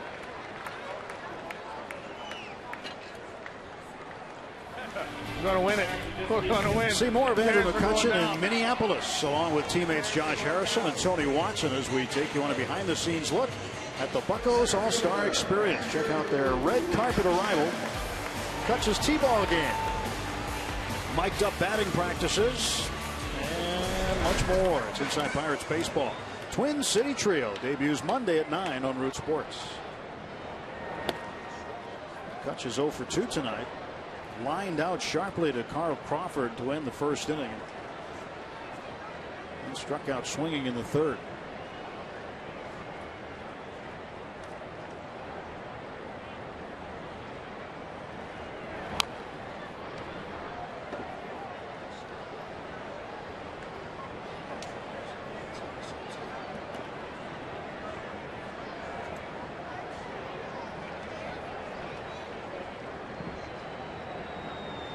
One and one to McCutchen. And Mahalam's pitch. Ander takes inside. I had a good visit with Paul earlier today. He wants you to go see him tomorrow. I've got it on the list. But Paul was telling me that his first experience as a reliever with the Dodgers, had to fly all the way to Australia to get it. Threw 3 pitches in the game to Miguel Montero. So he said he flew all that way. Had 3 pitches, and that was it for his Australian trip. Yeah, about a 25-hour flight or something. Yeah. Probably.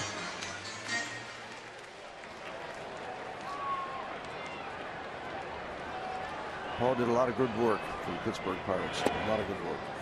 Yeah, a lot of good stuff off the field, too. And he's still involved with some local charities, even today. And he'll tell us about it tomorrow on Pirates Radio. He'll be our pregame show guest. And he's just he's a special person. He and his family really nice. Went to a lot of his functions on behalf of Gilda's club. Uribe picks it up, whips it over to first base to retire McCutchen, and there are 2 gone.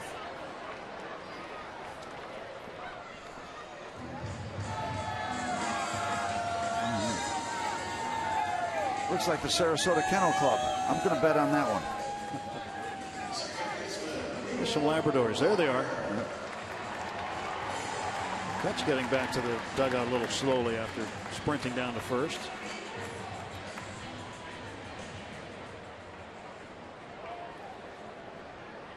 So 2 outs, and Neil Walker, the batter, batting right-handed for the first time tonight. And a bouncer to D. Gordon. 3 up and 3 down. Paul Mahalam retires the Pirates in order. On to the 6th inning. 4-2 Buccos.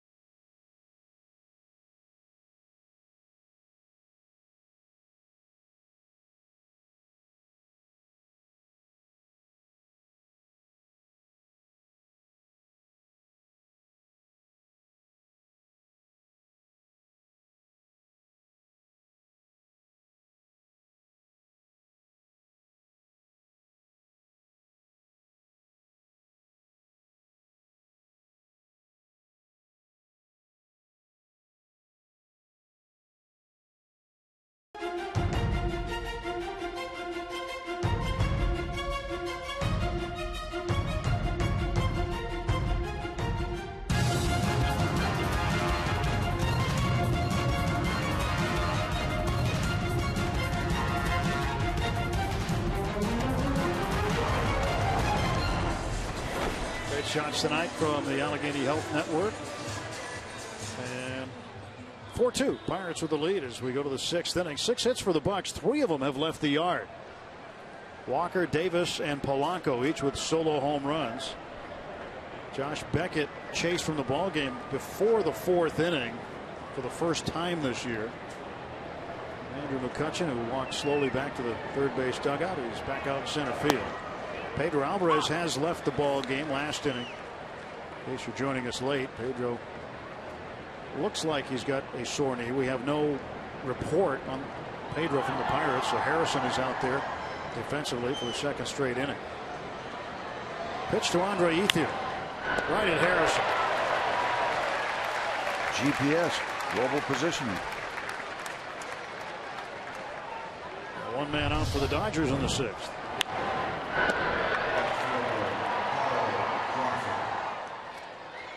It certainly helps when they tag the ball like that, as Gonzalez did when they're at our defenders. That always helps. And really has been pretty clean, except for the walk to Beckett the last 3 innings, last 2+. This one is past Harrison, and Carl Crawford has himself a base hit.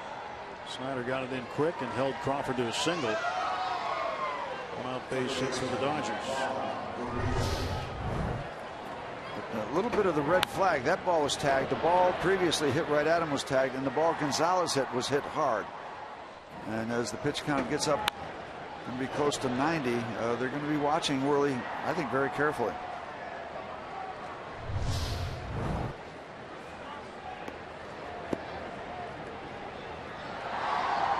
Juan Uribe up, 1 out, 1 on.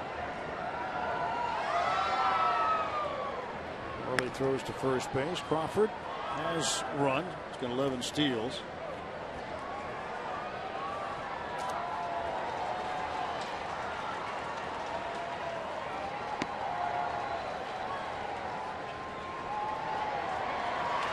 Uribe's hit into 9 double plays this year. Chops this one toward third base. This will be just 1 play for Harrison. He overthrows it. Off balance throw. And Crawford will go to third base. Uribe over to second. Boy, that one hurts. You only had 1 play available, and it looked difficult because Josh got that ball very close to his feet. I was trying to watch it there, this almost underneath him, and that might have caused him to be off balance. That last hop kind of difficult the way he picked it up. Too far back. You want that out in front as much as possible. Again, we've got this 2-run lead, and it's in danger. A.J. Ellis 0 for 2. Dodger catcher. 1 ball, no strikes. Crawford over there at third. He had the 1 out base hit. Uribe on the error at second. 2 big errors tonight. And the Pirates hope these don't lead to runs, especially the tying run. Ellis now 1-1.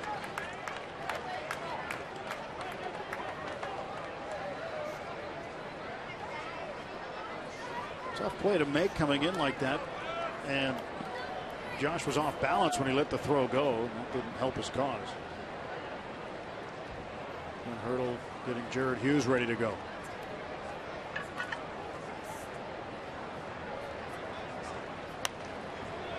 Two strikes now to Ellis. Well, you got a situation where you could have a huge strikeout. You've got the count in his favor. And these are the kind of situations where many times they want you to bury this breaking ball if they throw it down in the dirt. Been talking about it a lot, and it's been effective because they keep chasing it. So, Russell Martin has to be on his toes if that's the direction they go in. 1-2 to A.J. Ellis. Oh! Shot foul. Davey Lopes leaping to get out of the way. Yep, no breaking ball there. That was the heat. Davey Lopes with a crow hop like he used to make at second base all the time with the Dodgers. Take a feed from Bill Russell. Long-time Dodgers second baseman. Boy, could he run the bases. They've had a lot of pitching over the years, and they've had a lot of speed.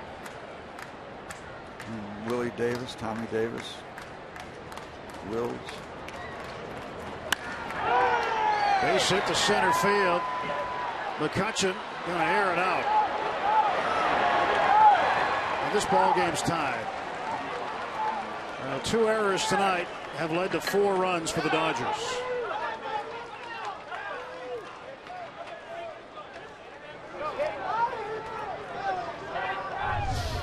Now Beckett's off the hook.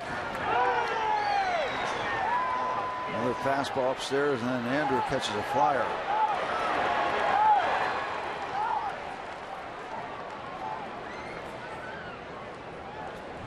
Four ball game. Defensively tonight, with the throws, not the gloves, things have not been very good for the Pirates. Pedro Alvarez, a throwing error that led to 2 runs in the 3rd. Josh Harrison, a throwing error here in the 6th that leads to 2 more runs. Paul Mulholland, the batter, the go-ahead run in scoring position.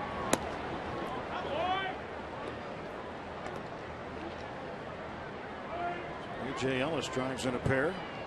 He now has 10 runs batted in on the season.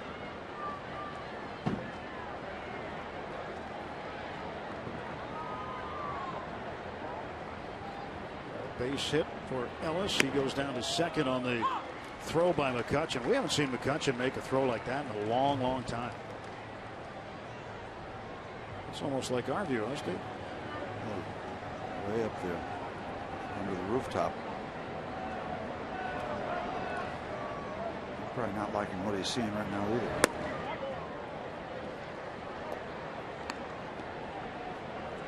He's not liking what he's seeing.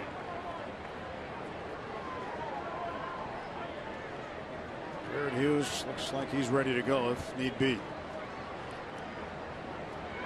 1-out runner at second, 4-4 ball game. Dodgers batting in the 6th. Mulholland takes strike 3.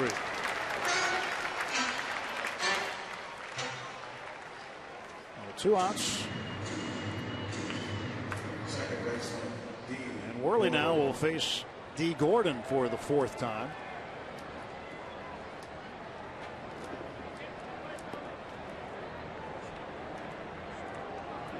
Worley with the corrective lenses.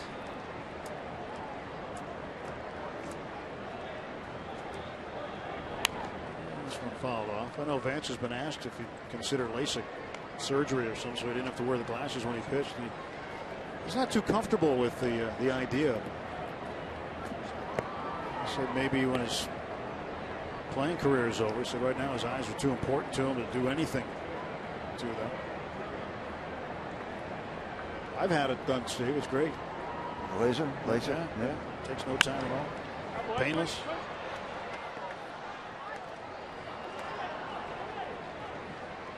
It's all about the anxiety going in, because they tell you what they're going to do. That's a little sensitive area, isn't it, to have people work on? Yeah, but it's you're in, you're out. 5 minutes. 0-2 pitch, and Gordon lifts this one to center field. Right there is McCutchen. Andrew will make the catch, and the inning comes to an end. 2 runs, 2 hits, and 1 big error. Go to the bottom of the 6th, all tied at 4.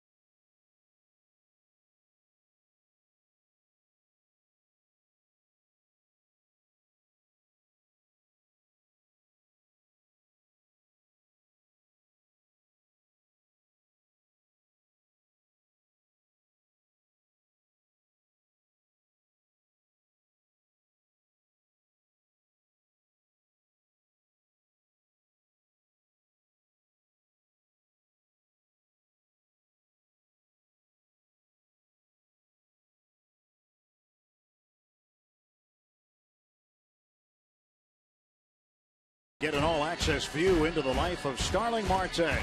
Travel to the Dominican Republic with Marte to meet his family, friends, and former coaches, all people who helped shape him into the player and person he is today. Driven, Starling Marte tonight after postgame on Root Sports. We bring you into one of the nice elevated sections above home plate. Beautiful view of PNC Park. Vance Worley, his night will be finished now. He goes 6 innings and leaves with the ball game tied, giving up 4 runs, 3 of the runs unearned. So just 1 earned run given up by Vance Worley tonight.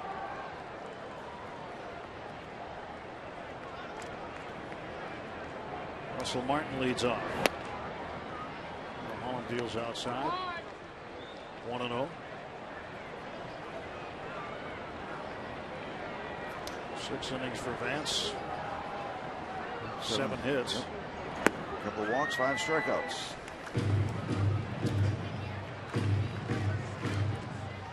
And we get to start all over again. Middle game of this 3-game series. Dodgers won game 1 last night. Martin pulls it foul. Important for the Bucs to get a win here tonight. Get a chance for a series sweep tomorrow.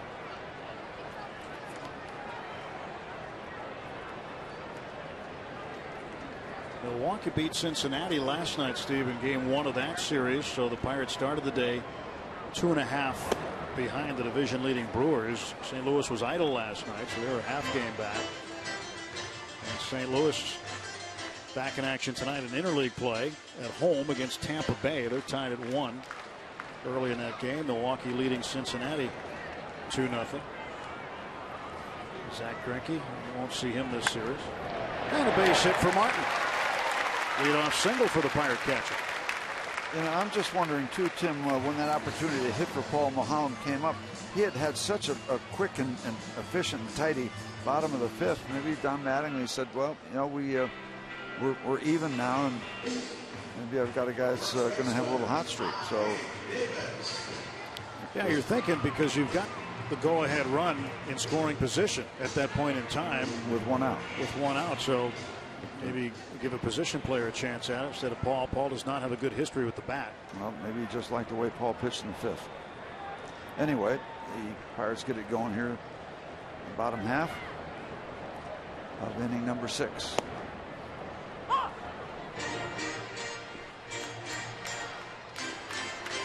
Home run and a foul ball that was caught in foul ground by, or fly ball caught in foul ground, I should say, by Juan Uribe.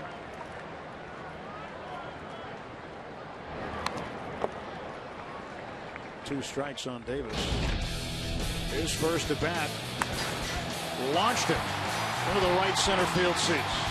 Well into the seats. It's a welcome sight. Ike has hit a number of home runs in the month of July during the course of his career. It's been one of his more productive months. Goes to left field. That's going to get down for a base hit. Back-to-back base hits to start the 6th. Pirates now have the go-ahead run in scoring position and nobody out.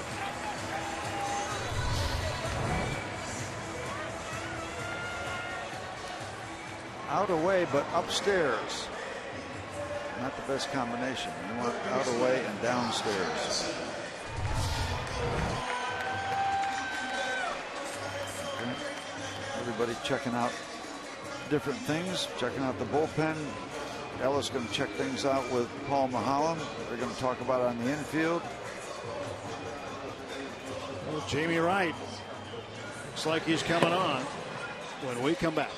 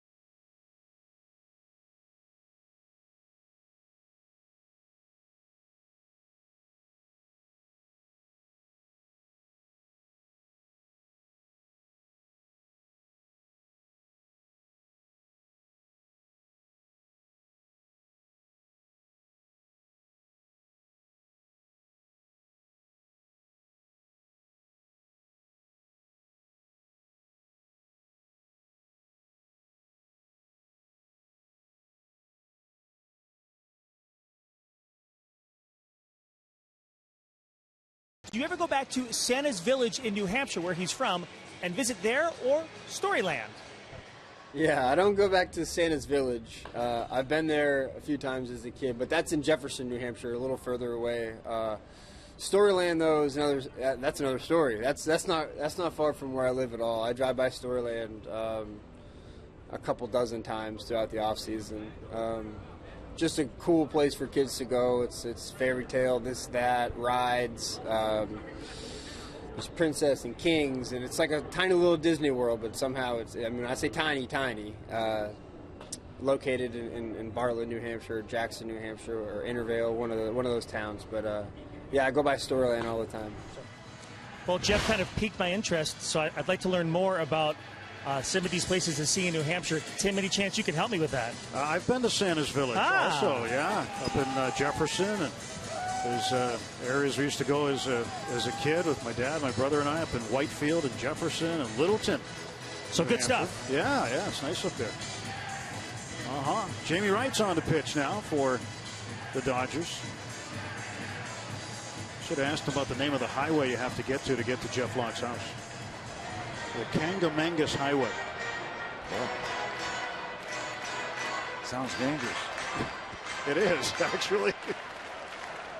Big drop-offs. Sounds like an illness. I don't want to be suffering from Kangamangas. Well, Paul Maholm goes an inning and a third. Jamie Wright is on to face Josh Harrison.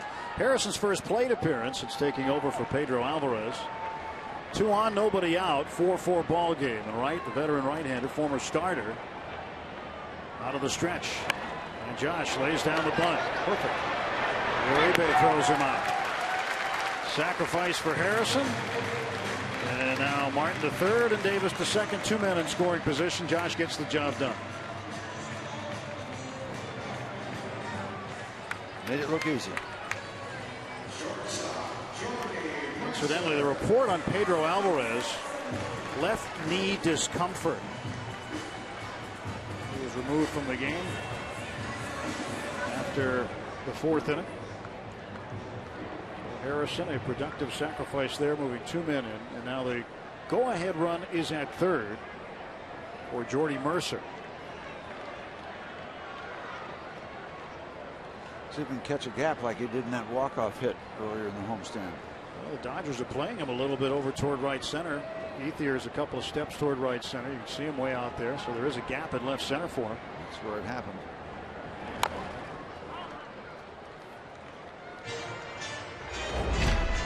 Alvarez in the 4th inning, he doubled to the right field wall. As soon as he came into second base, looked like he was a little uncomfortable.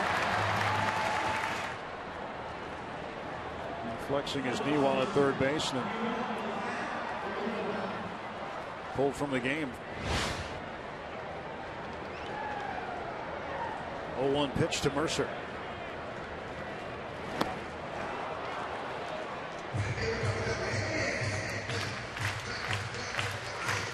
Great opportunity for the Pirates for sure. They had an opportunity in the 4th, a leadoff double by Pedro, but they couldn't get him around. You've got to find a way to cash this in.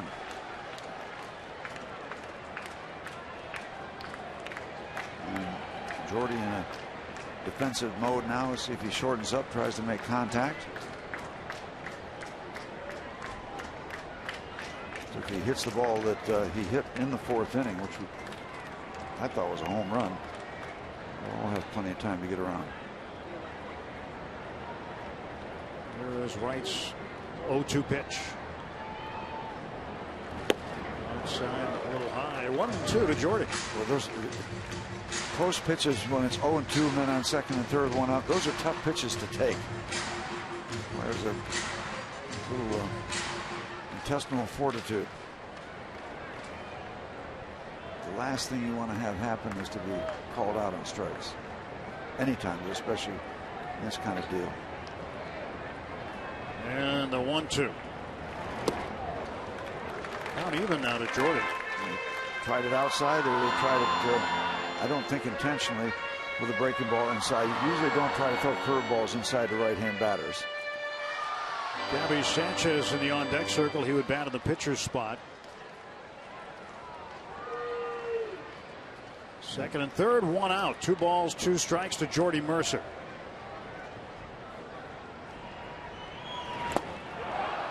And Ellis hung on. That's strike 3. That is huge.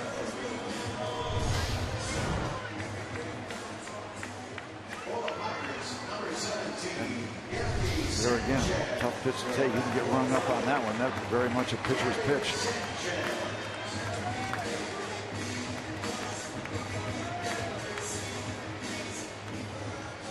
So big out for the Dodgers. Gabby Sanchez trying to give the Bucks the lead back.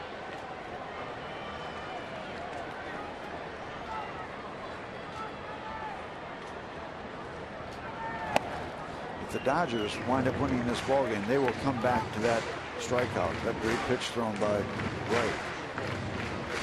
They will make reference to that. So if that conversation doesn't come up. Sanchez is 0 for 4 in his career against Wright. To right field, slicing foul.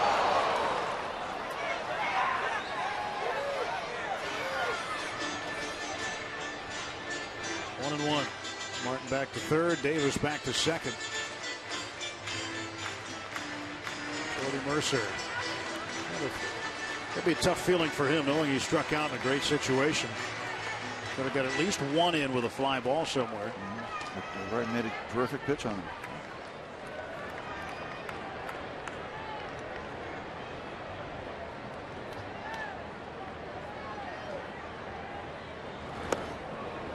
Breaking ball outside.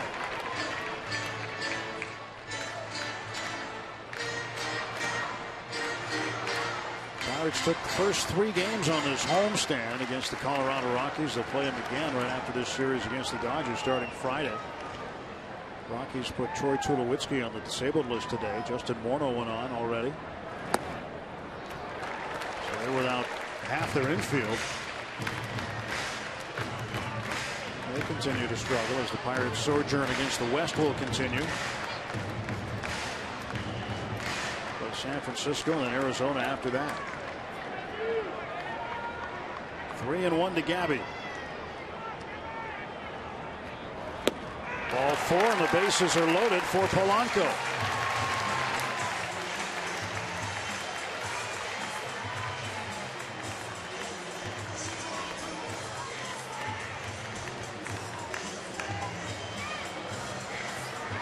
Pitching coach Rick Honeycutt making a note. He knows that those 2 runners on base still belong to Maholm. Jamie Wright got the sacrifice bunt from Harrison, so that was 1 out for him, and then the strikeout of Mercer. And now the base is full. Gregory Polanco is 1 for 3 tonight with a home run coming up.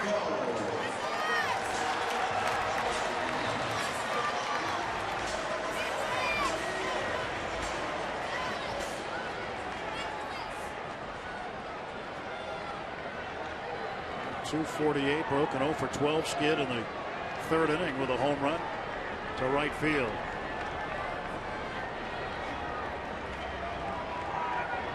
.44 game, bases loaded, 2 down. Ball 1.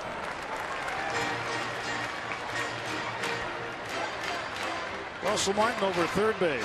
At second is Ike Davis. Gabby Sanchez at first.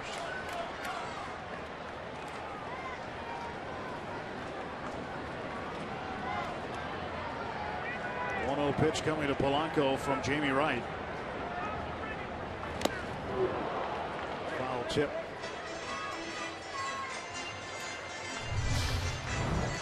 Good delivery by Wright downstairs, down and in, just off the plate.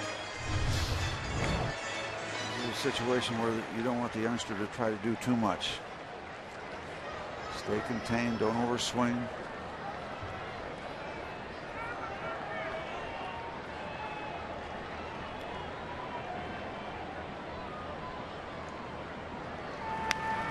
One ball, 2 strikes.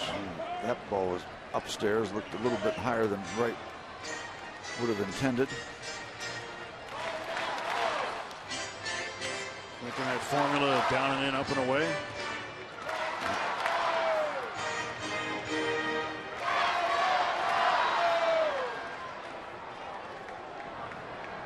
Ball and 2 strikes now to Gregory.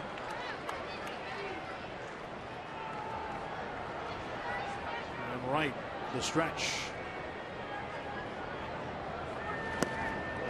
2-2. Discipline required. We've been impressed, I think, watching him with his plate discipline. He walks a number of times, doesn't chase a lot. Jeff Branson, hitting coach, is also impressed with him. Done some tweaking with him lately just to make sure he keeps his head on the ball. Pulling it out a little bit lately. Those things are required, aren't they? I mean, you have to keep tweaking during the season. Have to keep back and forth. What they do against you, how you relate against them. They adjust, you adjust. You start seeing a lot of breaking balls that they're getting you out with, and all of a sudden you start hitting them. And you all have to adjust. It goes back and forth.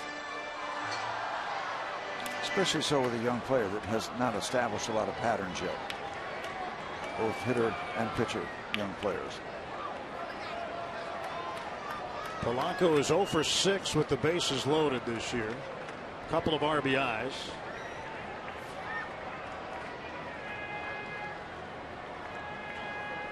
No walks. 2-2 pitch. And now the count is full.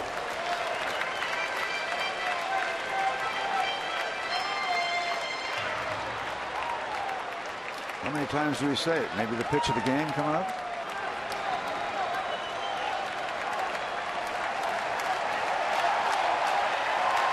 Folks are getting revved up. They sense it.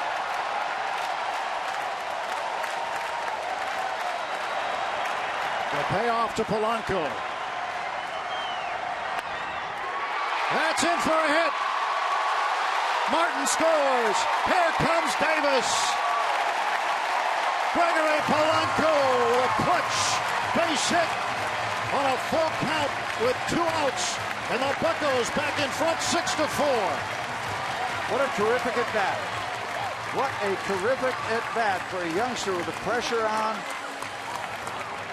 working it, working it, working it, and then making it happen. Got the ball up. Jamie Wright cannot be happy with that delivery in that location, but the Pirates are delighted with it as they answer the 2 spot that the Dodgers put up. First career hit with the bases loaded for Polanco. Still 2 on, 2 out for Snyder. And a base hit to left. Sanchez will get waved home. He will score. 7-4.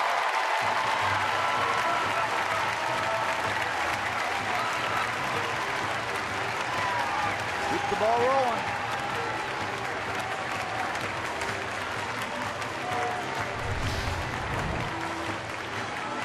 Travis Snyder is now 4 for 6 in his career off of Jamie Wright. That's his 5th RBI off of him. He hit a pretty good looking pitch.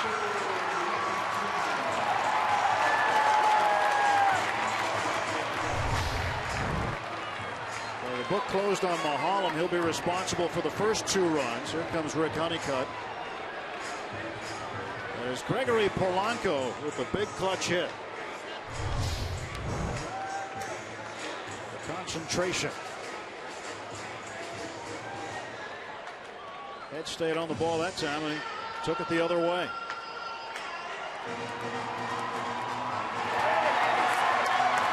They were revved up and they got their wish.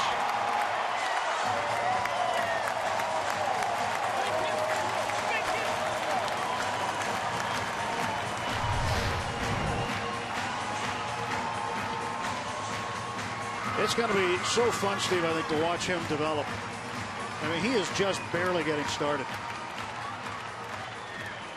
Yeah, that's got to be a feel-good at bat. Just really worked hard at it. Had the patience. Big part of that at bat. Finish it off, Andrew. McCutchen is hit.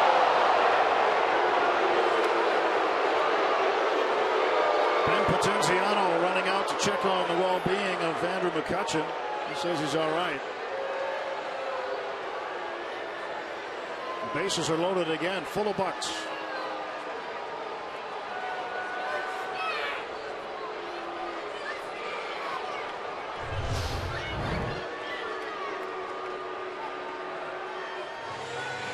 Shoulder.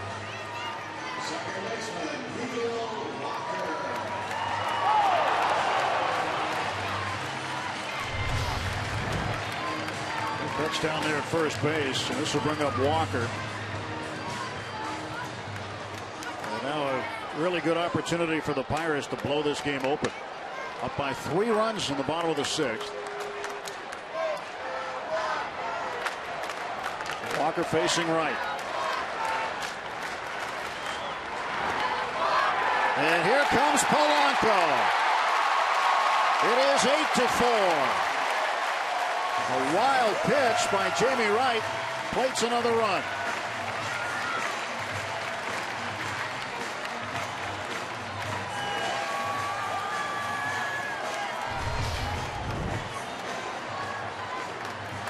We'll take them any way they come.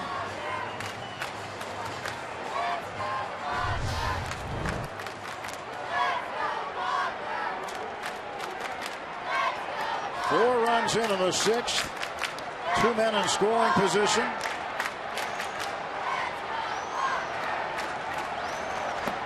And that's ball 2 to Neal. Gregory Polanco, 3 RBIs tonight. It's the most for him since he's knocked in 4 against the Mets on the 26th of June.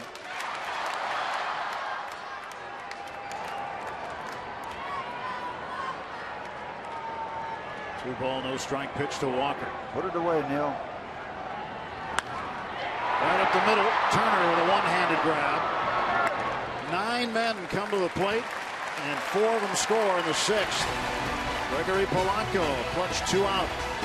Hit, and it's 8-4.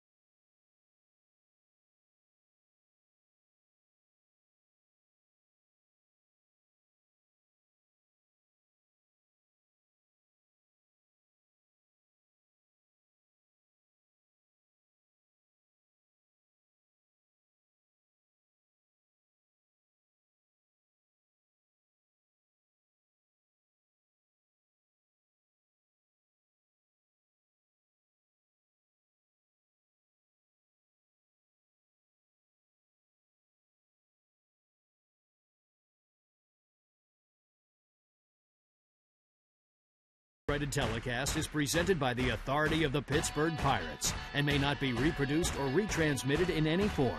And the accounts and descriptions of this game may not be disseminated without the express written consent of the Pittsburgh Pirates. Another gorgeous summer night in Pittsburgh with Steve Blass and Dan Potash. I'm Tim Neverett. 8 runs on 10 hits for the Pirates. 4 runs on 7 hits for the Dodgers.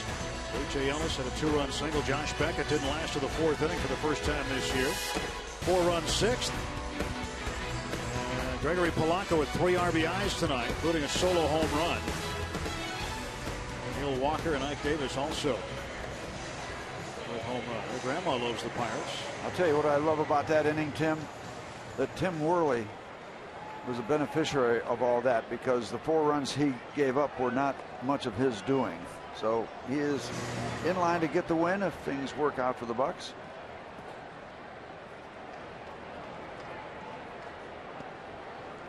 Here's Justin Turner to lead things off. I say Tim? I was talking to Tim, meant Vance. Vance, the runs are yours, not Tim. I'm taking the runs or whatever. I want those runs. Can't help.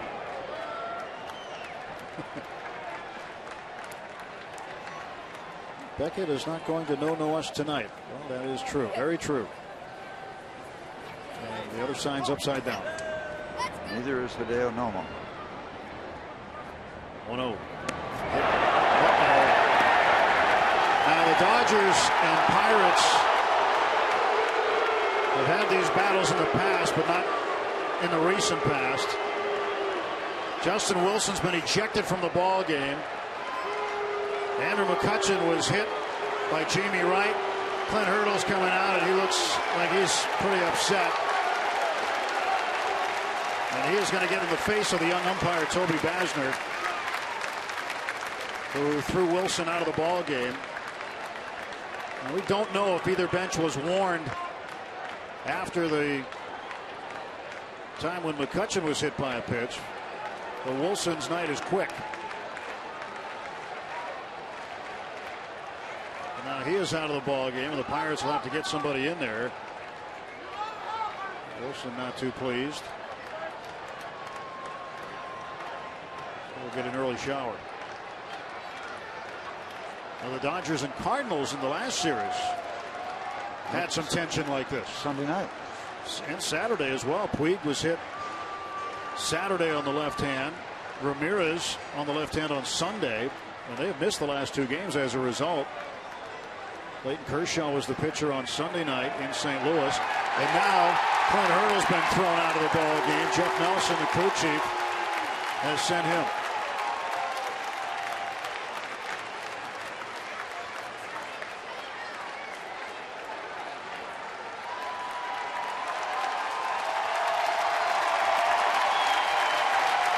The 4th time Clint Hurdle has been ejected this season. Well, just saw Andrew McCutchen. Here's the ball that comes in, not at his head, but Justin Wilson has just solidified his friendship with Andrew McCutchen, and vice versa.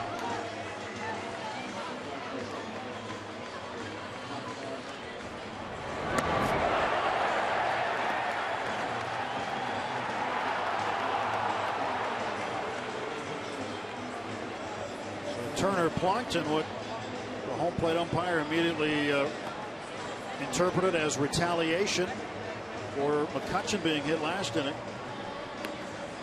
And Clint Hurdle was upset, and he seemed to get even more upset as the conversation went along, and apparently the magic words were said and Hurdle was ejected.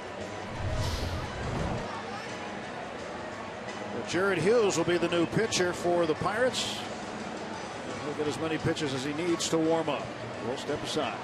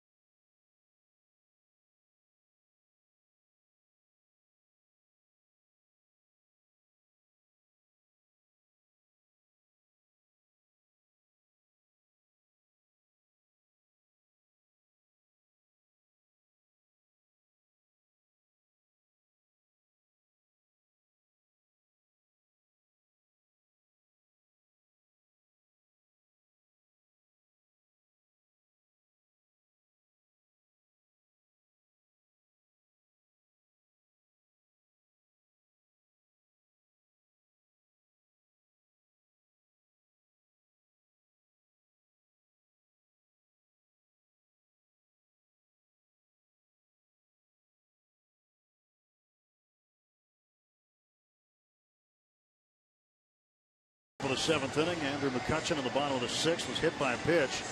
Jamie Wright, Justin Turner. Saw 2 pitches from Justin Wilson. One was inside. First pitch. Backed him up a little bit. And the next pitch Further inside. a little further inside. And that got him. And Toby Basner out right away. I think he had him thrown out before he could even get his mask off. Yep. Wilson ejected. Clint Hurdle also ejected. Wilson not happy. The crew chief Jeff Nelson asking him to get in the dugout, and now he's up in the clubhouse. So Turner is aboard. Pirates with a 4-run lead. Top of the 7th, nobody out. Jared Hughes ready to go. They'll face Adrian Gonzalez. Gonzalez has a hit, 1 for 2 with a sacrifice. And he'll try to take his base hit. Couldn't do it. You know, one might say, well, why would he, you know, you're trying to win the ball game. Why would he throw at somebody when you've got just a 4-run lead? Well, you send a message to your center fielder. That's why you do it. He's the MVP. He has been targeted before by other pitchers.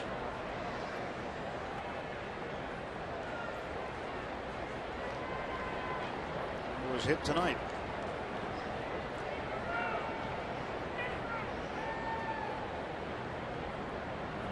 Martin sets up on the outer half of the plate. Throw to first. Turner was leaning. And by the way, if you're in the mind to do that, to send a message to one of your teammates, many times the scorer is very secondary. It doesn't matter if you're going to do it. Almost the fatal flinch towards second base.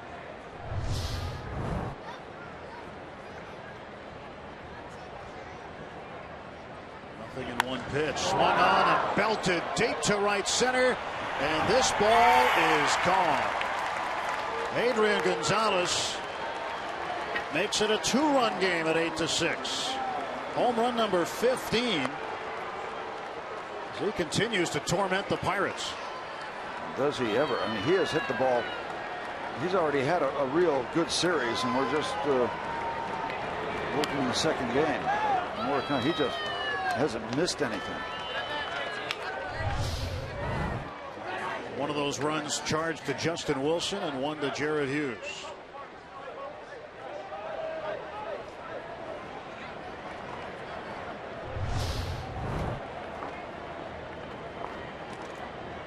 A 2-run game.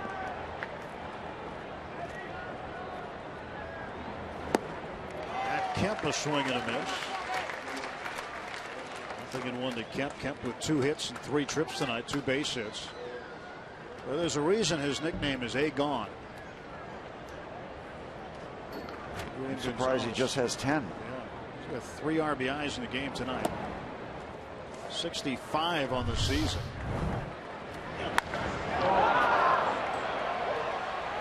He has now tied Giancarlo Stanton of Miami and Paul Goldschmidt of Arizona for the league lead in RBIs.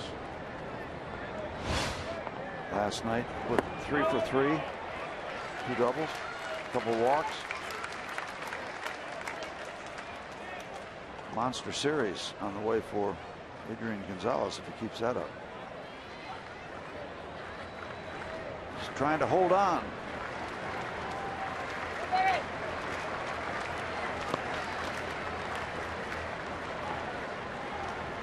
You never know how many runs it's going to take.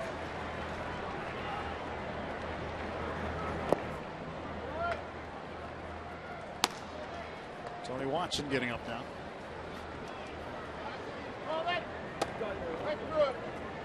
Jeff Bannister, the acting manager, had to do this a handful of times this year. Pirates bench coach. Down on strikes. Hughes strikes out Matt Kemp. 1 out for Los Angeles in the 7th. Sinker that might have been under the strike zone, but he gets the swing.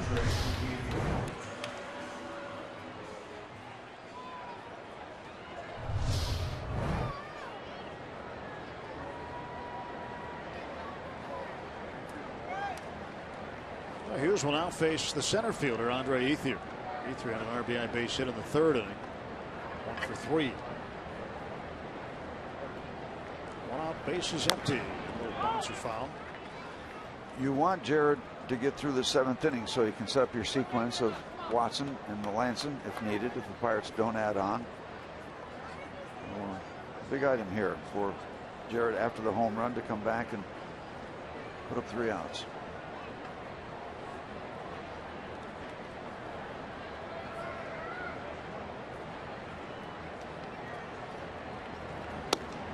Pitch outside.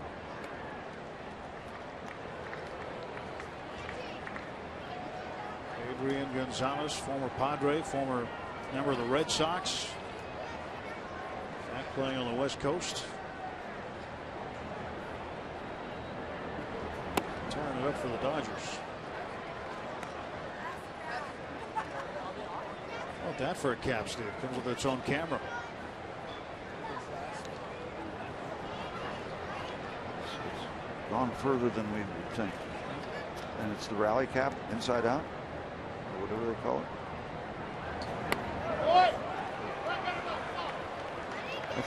It's a pretty wild hat. A camera on the front. Well, there'll be some video from his seat somewhere on the internet as soon as the game's over. Maybe during the game. Serious baseball thing. And a 3-1. Ooh, just missed on the corner. And a walk. Free pass issued by Hughes. So 1 out and 1 on. Take a look at our AT&T fan photo for the night. How about these guys? Check them out. Brothers. The big brother's a Dodger fan. The little brother's a Pirate fan, but I don't know. I like what the little brother's wearing. Well, the little guy's got the edge so far tonight. He does. 8-6. Hashtag Bucks fan photo to send your photos in. You could have the AT&T fan photo of the game.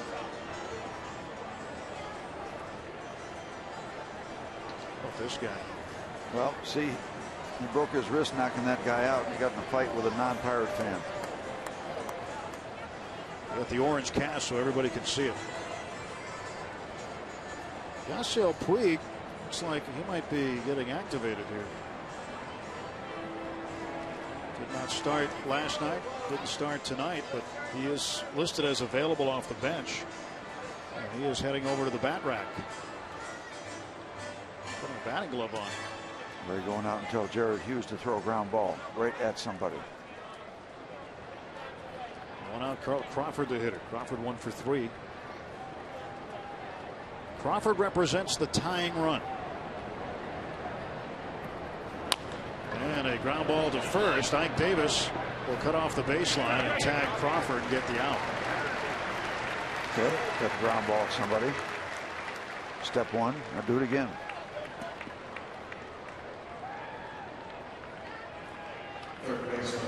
Pirates went up 2-0. Dodgers tied them at 2.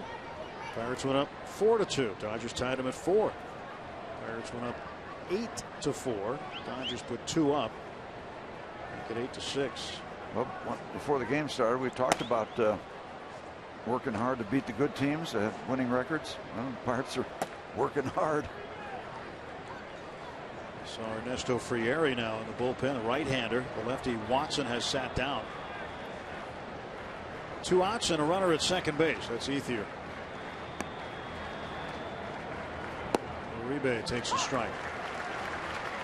Uribe hit a slow chopper down to third base in the 6th inning, and Josh Harrison charged, made an off-balance throw.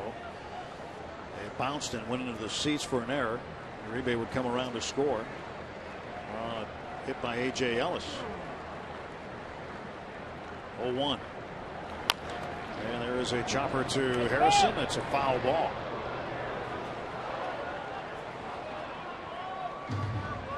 Josh hugging the line. Want to allow a double to Uribe.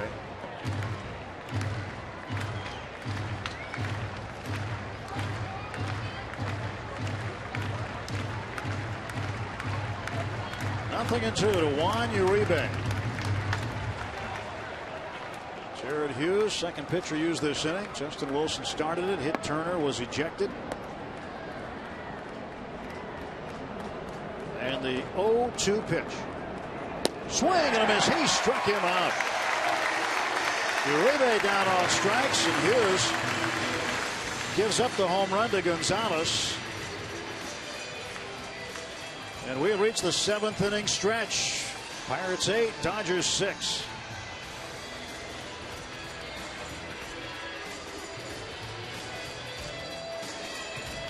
Fans, it's time for the 7th inning stretch. We invite you now to stand, follow the bouncing Eaton Park Smiley Cookie, and join everyone watching at home on Root Sports as we sing "Take Me Out to the Ball Game."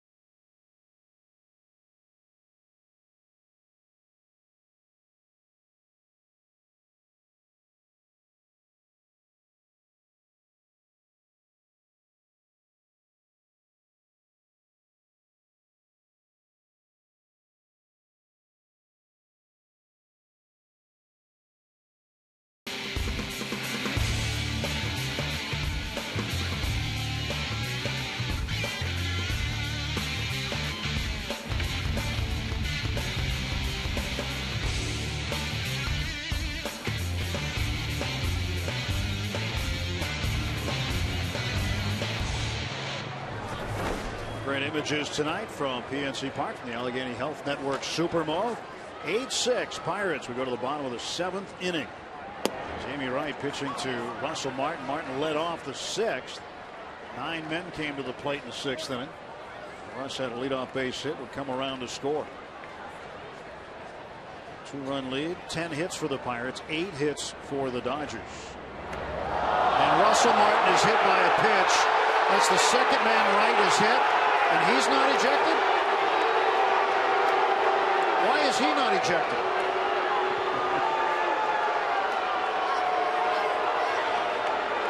I mean, it was not a fastball up and in.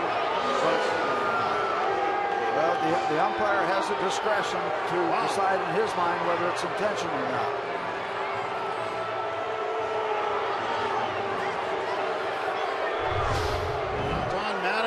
To come out, and he's going to see if Wright is okay.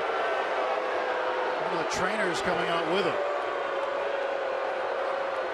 So before the bat, A.J. Ellis. Well, you wonder what they're talking about. Maybe brace yourself.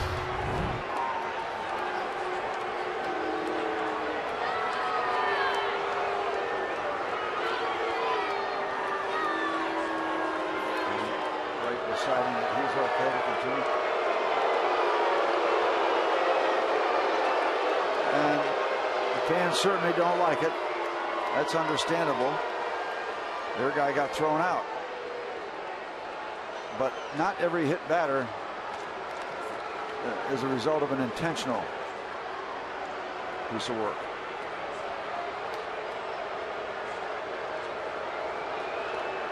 Well, Ike Davis now will try to make it hurt.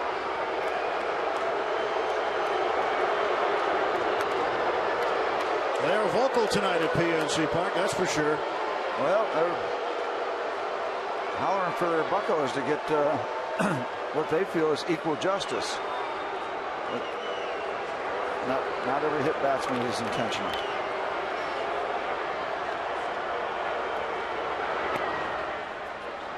Nothing in 1 to Davis. Davis 2 for 3.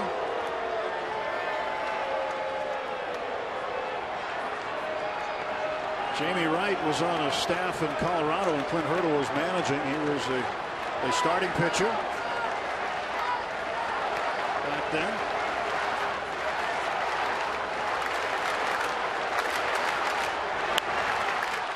Nothing in 2 to Davis.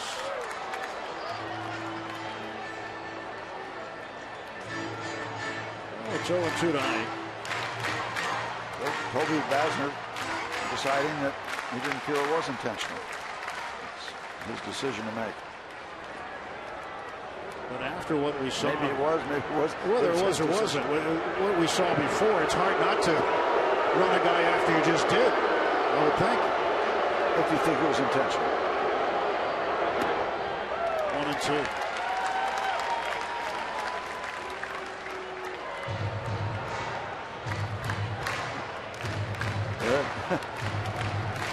That last pitch might have hit a batter also if Russell was still in him. That is true. See where that delivery was in the strike zone. Davis to center field. In comes Ethier. 1 out.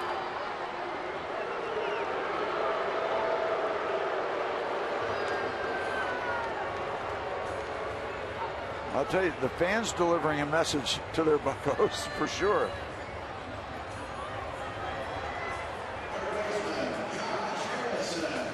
A.J. Ellis trying to play, had a word with Ike Davis. Ike came back through the home plate circle in front of the plate. So there are some tensions right now.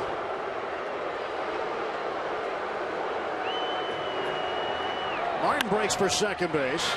Ground ball by Harrison. They called him out at second. Looked like Martin had the bag. And Jeff Bannister's coming up the steps. He's going to go out and visit with Mark Carlson. And we'll see if the inning is indeed over. It was called a double play, 6-4-3. You see Dave Joust saying they want to review it. Yeah, they want to pursue it. That was a quick thumbs up. And is Martin on? Oh, yeah. He is safe. This inning will continue. Well, that is definitive camera work there. Definitive. Well, and that was the case early in the ball game in the first inning. Justin Turner had a ground ball to third. And Laz Diaz said that Mike Davis pulled his foot off the bag. That was absolutely definitive.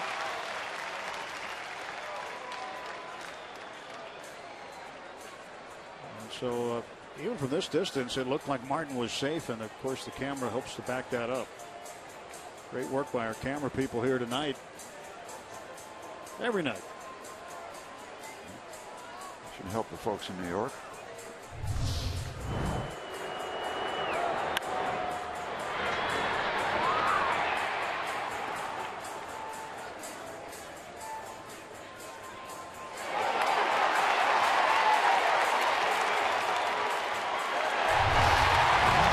Well, the fans' reaction, they've just seen that shot. And they better reverse it because these fans are riled up.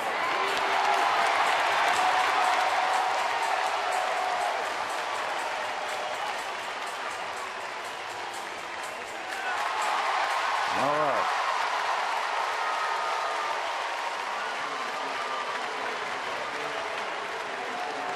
So the call is reversed. It's overturned. He was in. All stuff going on. Busy night at the yard tonight. It is. Wow. That is the second call we've seen challenged by the Pirates, and the second call overturned. Now Jordy Mercer, an RBI opportunity. Jordy 0 for 3 tonight. A couple of strikeouts, fly out to deep left. Now the folks are remembering why they're angry again. Jordy follows this one back, 0-1. Minute 18 on that replay challenge. It doesn't count the time that manager, in this case the acting manager, walks out to talk to the umpire, but once they begin the review, it didn't take too long. Minute 18. First one tonight took a minute 8.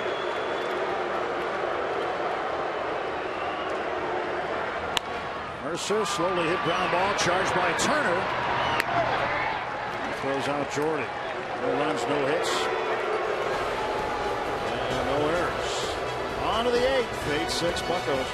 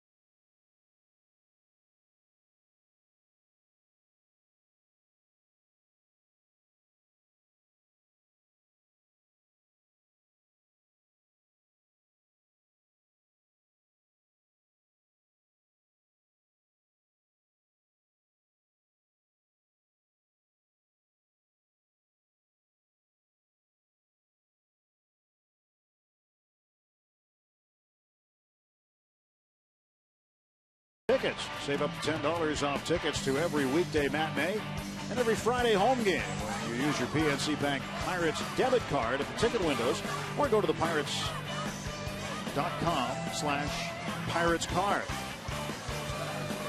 8-6. We go to the top of the 8th inning along with Steve Blass and Dan Potash. I'm Tim Neverett. Glad you're watching us no matter where you are. This has been a wild night here tonight in a number of respects. Tony Watson comes on to pitch. Jared Hughes had a pretty good outing in spite of giving up the home run. He did allow an inherited runner to score, just the 3rd one this year, but still kept the lead. Now they bring in the mechanic.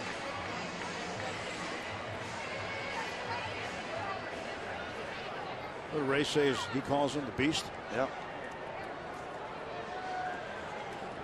Tony's about as mild-mannered as they get, but it's pretty vicious on the hill.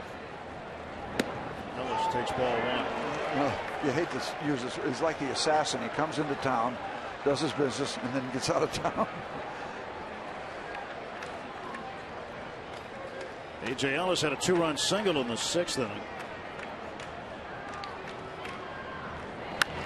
Pops this one up, foul right side. Mike Davis won't get it. Almost bent back in.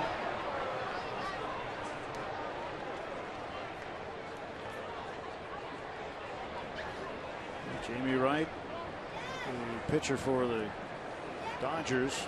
And Mr. Kershaw. With 2 men.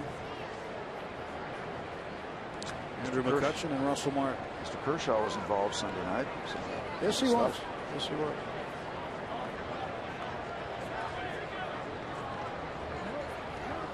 There's the 1-1 coming to Ellis. Inside. How about this headline, Tim? It looks like the Tampa Bay Rays have done some damage on Mr. Wainwright. Yeah, the Rays have taken a 6-1 lead over the Cardinals in St. Louis in the 5th inning. Ground ball to short. Mercer throws him out. 1 gone for the Dodgers in the 8th.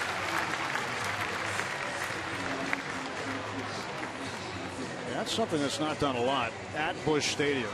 Teams don't get an opportunity often to take advantage of Adam Wainwright. Anywhere. He is very good, especially at home. The only run for the Cardinals tonight, Matt Carpenter, a solo home run. A 5 spot for the Rays in the 5th. Now Scott Van Slyke to bat for the pitcher Wright. Son of Andy Van Slyke. Spent a lot of time in Pittsburgh as a kid, and his dad played here.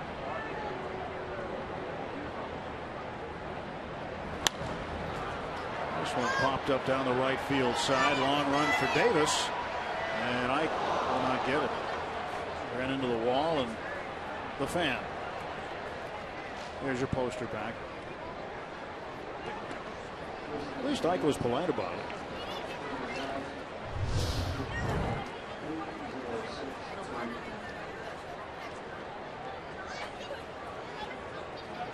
Are you okay? Yeah, we're okay. Poster back. Have a nice day. Pat on the shoulder on the way out. That's strike 1 to Van Slyke. 8 home runs.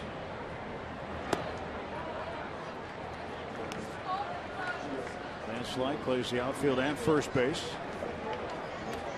That's her description of the story.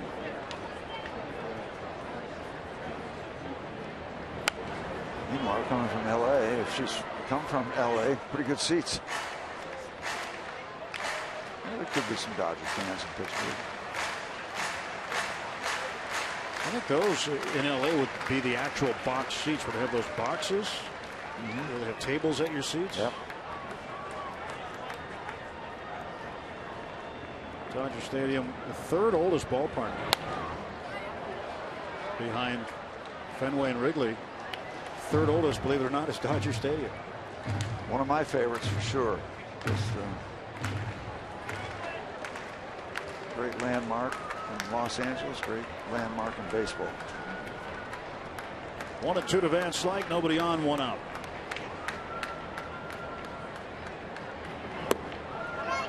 Two and 2.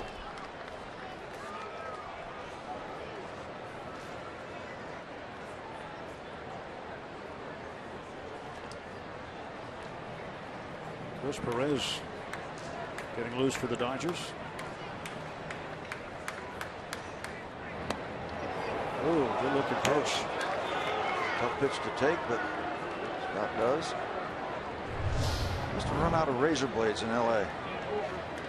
Rode in inside. I don't know if you noticed, Steve, but there are guys around baseball growing a lot of beards these days. Van Slyke among them. Payoff pitch is drilled to left. Back goes Snyder.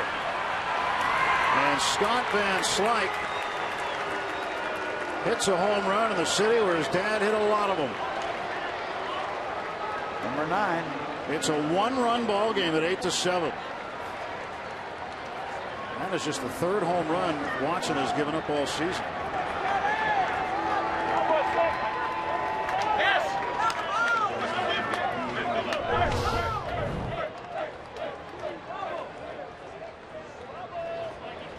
Out over the plate, and he just simply turned it back around.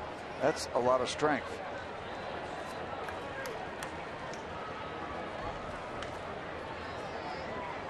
His teammates Clayton Kershaw and Dan Herron, they knew it was gone. Top of the order up D. Gordon, 1 out. And nobody on, and now it's just a 1-run game. Pirates had a 4-run lead. At 8-4, it's now been whittled down after the solo home run by Van Slyke. It's his first pinch hit home run. This is big right here. You want to keep this speed off the base paths because you know he always wants to run, but in a 1-run game, the 8th inning, he's on first base. It's just a matter of when.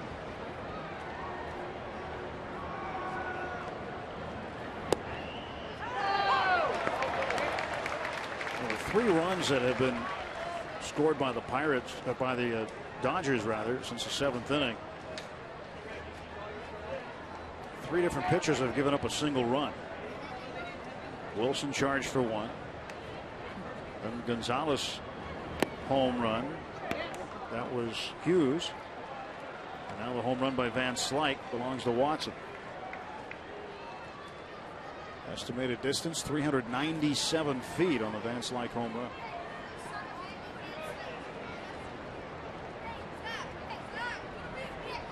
Beckett's still out there.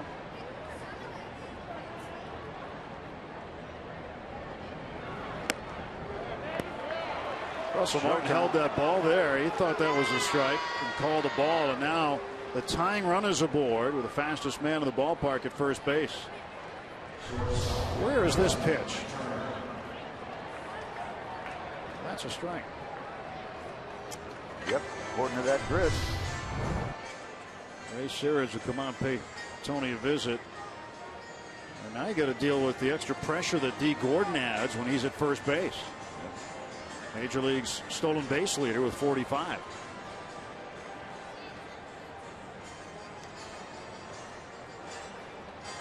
Fans, you can follow every Pirates game with MLB.com at bat on your favorite mobile phone or tablet. Get live look-ins, instant replay, scores, stats, audio, free MLB.tv game of the day, and more. Download on the App Store or visit Pirates.com today.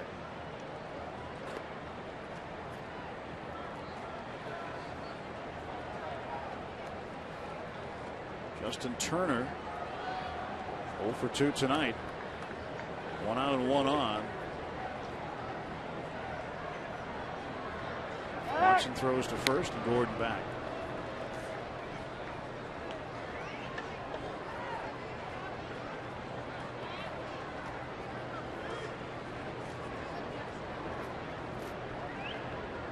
Turner has scored 2 runs tonight. Grounded out, struck out. Pitch to Turner, fouled back. A quick slide step for Tony to try to show as little about patterns and repeating the same deliveries to home plate so it doesn't show Gordon the same thing every time.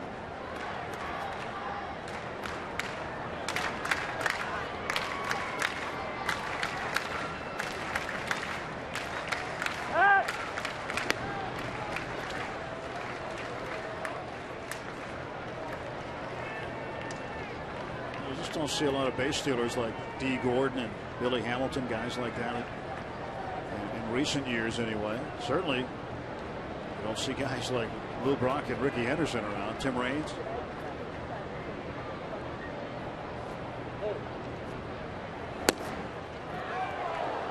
And Russ holding it there. Pitch might have grazed the corner. Russ not turning all the way around, but turning his head just enough where he can have a conversation with the umpire.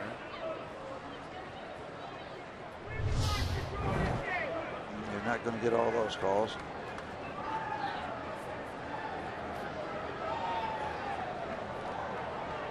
One and one.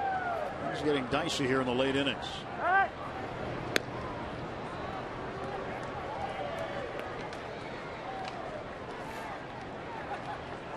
Five home runs hit in the ballgame. 3 solo shots by the Pirates. Walker, Davis, and Polanco. 2-run home run by Adrian Gonzalez and a solo homer by Scott Van Slyke. And Turner pops this one up down the right field line. Over to get it in fair territory is Polanco. And they're now 2 men out for the Dodgers in the 8th inning. And Adrian Gonzalez brought the Dodgers 2 runs closer in the 7th. As he hammered this one out of here to right center for his 15th homer, and now he has 65 RBIs. Right, takes a selfie. Well, he certainly shouldn't have the comfort level against Tony Watson than he would normally have against a right-hand pitcher. Pitch inside to Gonzalez.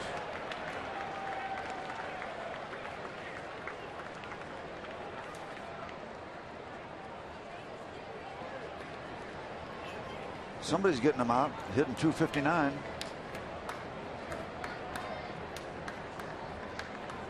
Gonzalez has faced Watson just twice before. He's 1 for 2.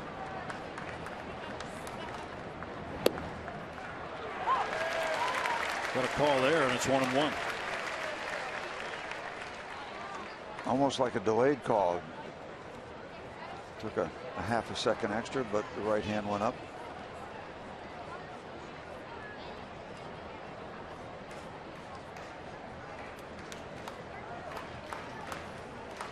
A 1-1 pitch from Watson to Gonzalez. That'll wait. Can't forget about Gordon at first base. With 2 outs, Major League steals leader. More than likely will try to find a spot to get himself into scoring position.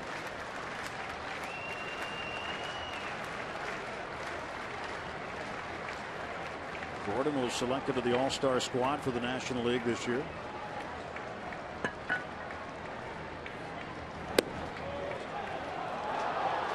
Just off the plate, and it's 2-1. It looks similar to the strike 1 call, but maybe a little bit further outside. And the crowd remains engaged each and every pitch.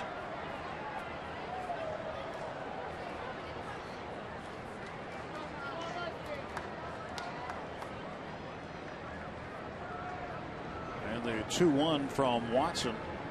There goes Gordon. Swung on, ground ball toward the middle. Walker is there. Got to hurry his throw, and he got it. 1 run on the home run by Van Slyke. We'll go to the bottom of the 8th. Pirates up a run.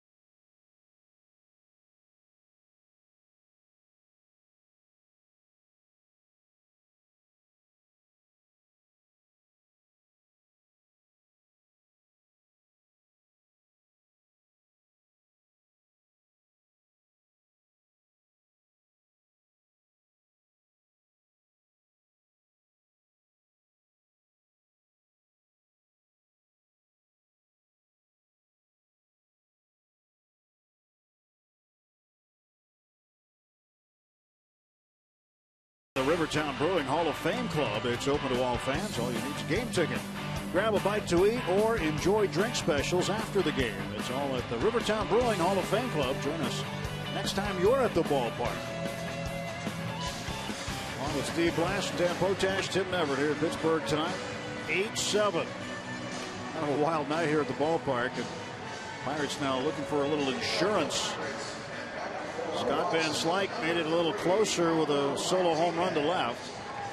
And I don't know if it'll get much attention, Tim, but the fact that even though he walked Dee Gordon, which you didn't want him to do, he prevented him from stealing second base. So it was a big issue. It probably won't get a lot of attention, but it was good work by Tony after the free pass.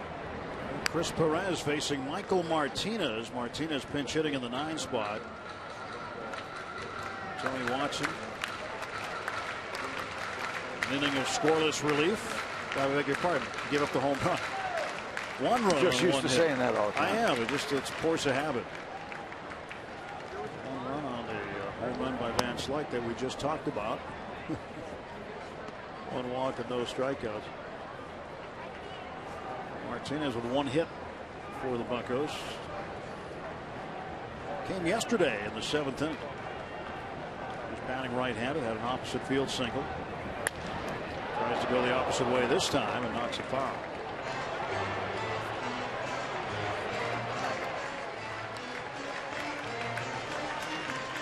Well, the Yankees and Rangers tonight, Steve, are in the 10th inning, no score. And Derek Jeter had a double.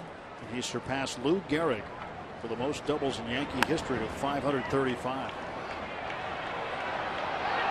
Turner there to retire Martinez, 1 down in the 8th.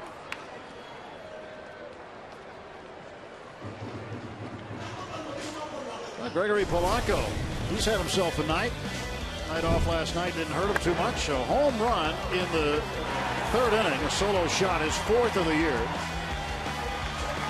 And then in the 6th with 2 outs, bases loaded and a full count. Opposite field base hit, got 2 in. Ended up breaking a 4-4 tie at that point. So we'll see what Polanco can do now with 1 out and the bases empty. He has had a 4 RBI game this year. It was against the Mets in late June. Chris Perez has allowed just 1 earned run in his last 8 appearances.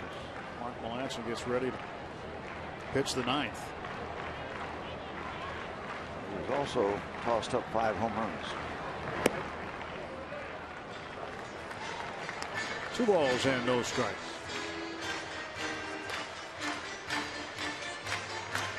Perez, the former Cleveland Indian closer. A late inning arm coming out of Don Mattingly's bullpen.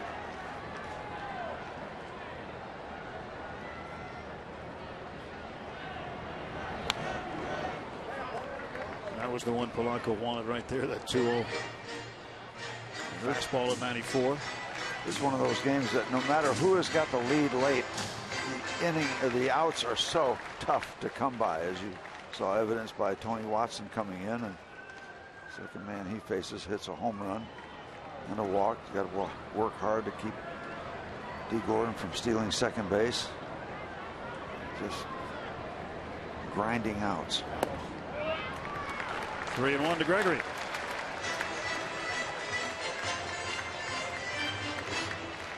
Let's see how this might unfold if he gets the free pass, and see what kind of work Perez does against Polanco. As you would think, if he gets on first base, give it a shot. See if you can get yourself a little breathing room. That's ball 4, and Polanco aboard. We'll see if indeed he does try to get into scoring position. So Perez with a 1-out walk of Polanco. Nissan Road ahead tomorrow. Dan Herron will make the start for the Dodgers. He's 8-7 with a .430 earned run average so far in 20 starts for Los Angeles. For the Bucs, it'll be Francisco Liriano. Gave up just 1 unearned run last time out against the Rockies while striking out 8. So Herron and Liriano, the pitching matchup for tomorrow. That is our Nissan Road ahead. And tomorrow night will be the 3rd and final game of this series. Last game of this homestand before the Pirates head out on the road for a little bit. Pitch is down low. Gregory had a good secondary lead, but got back to the bag. This could be another one of those good nights for the Pirates, as the Cardinals are losing and Cincinnati and Milwaukee chewing each other up 3-3 in the 7th inning. You like scoreboard watching season, don't you? Yeah, sure. Fun. I like it after the All-Star break. And tonight, by the way, is game number 100 on the season. 62 remaining. Wow. Half game out of the Cardinals. Pirates 2.5 back. So the Brewers and Cardinals both lose. The Buccos to hang on here with gain ground. The Reds, see them, 3.5 back. 1-1 to Snyder. It's one of the things that Commissioner Selig talked to us about when he joined us in the 3rd inning. It's about how excited he is to see what's happening to these teams in the Central Division and what the race has been like. Yeah, he's actually talking about a lot of divisions. A lot of good stuff going on. 1-1 to Travis Snyder from Chris Perez. Time is called.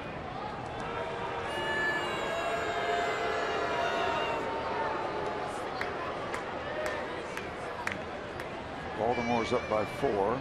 Detroit's up by 6.5. Oakland by 2. Washington up by 1. Milwaukee up by 0.5. San Francisco and Los Angeles tied. So yeah, a lot of tight action.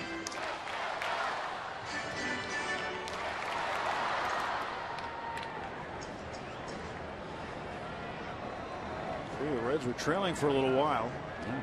They get back into it with a pair of runs. Hard for me to root for Cincinnati, but I will do that tonight.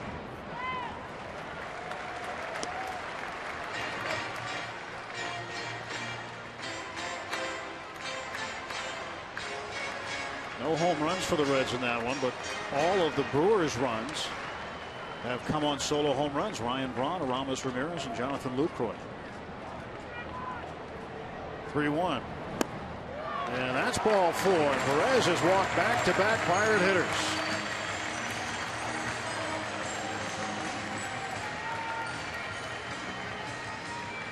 Don Mattingly has to be a little bit concerned now. I'd be surprised to see some more activity in the Dodger pen. Andrew McCutchen on his way up.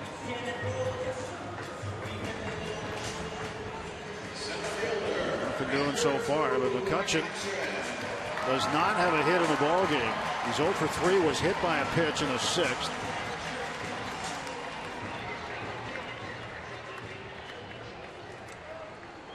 Good speed at second base with Polanco out there.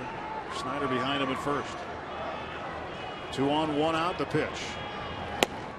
In for a strike.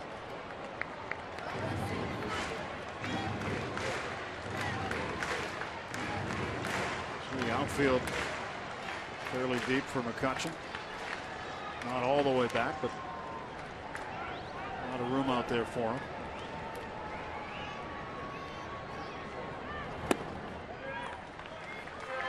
One ball, 1 strike.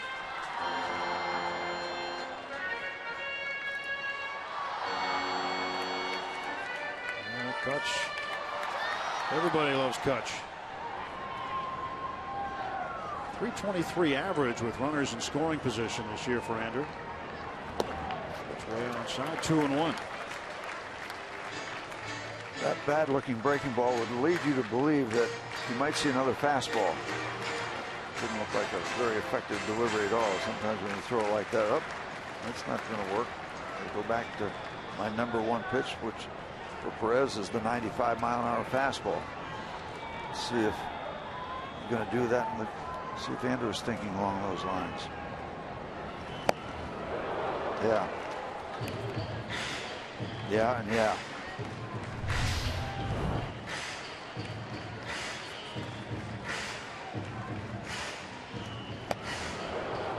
Such great bat speed. Yep. And when you're throwing 95 and it's upstairs, it just makes it doubly tough. It's just tough to catch up to it and then get up that high with your swing. The 2-2 to McCutchen. Count is full, 3-2. And I don't think you're going to see any subtlety on this delivery either. Although we're seeing more of that kind of thing this year.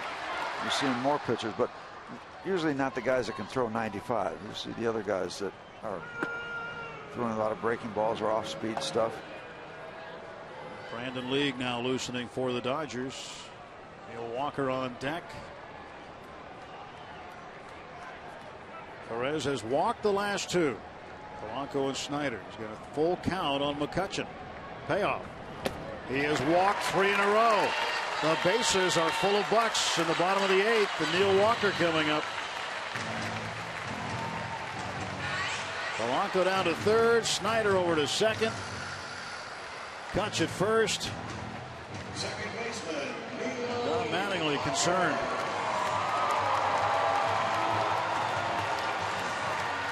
It's got to be interesting for Mattingly because he's got to work hard to get enough work for his guys in the bullpen. When you talk about Greinke, Kershaw, Ryu, he's got a pretty strong rotation, and you wonder if his pen guys sit around a lot? And the answer is yeah.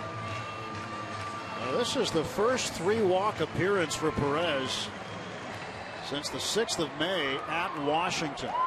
His only other 3-walk outing this season. 8-7. Pirates with the lead. Bases loaded. 1 out. Pitch to Walker. Ball 1. This season 2 for 11 with the bases full, but another 396 over his career. Here comes Rick Honeycutt. Dodger pitching coach will check on Chris Perez.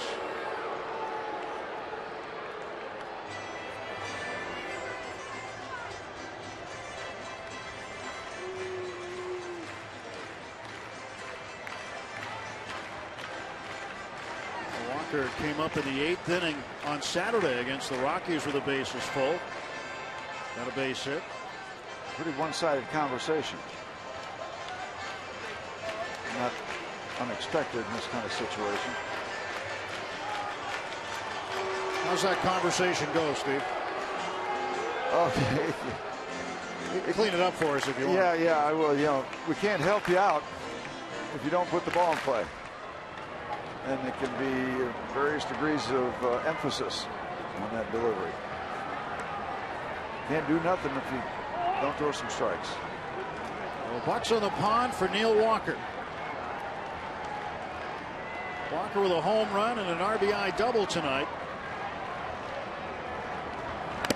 Oh, A.J. Ellis felt that one. 1-1 to Walker. Everybody's going to have to go to a neutral corner there. That was a pretty good hit.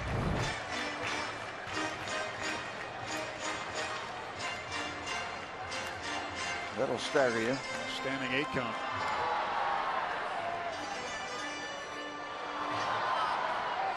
You got the glove where the ball is going to be if it's not hit, and then it just goes up an inch or two and you catch it right in the grill. Calling a strike to Walker. You got to expect more heat. There it was, but it was down and in.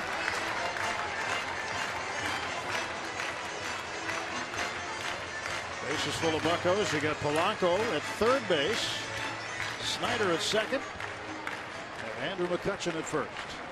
And if you expose yourself with that really bad breaking ball like you did earlier in the inning, it's hard to go back to it.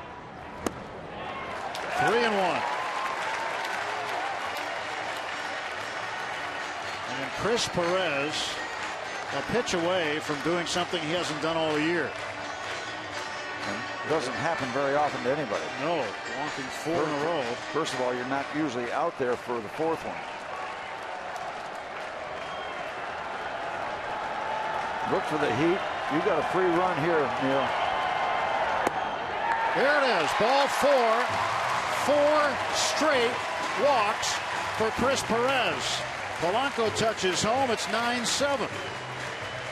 Can you believe this? Oh, yeah.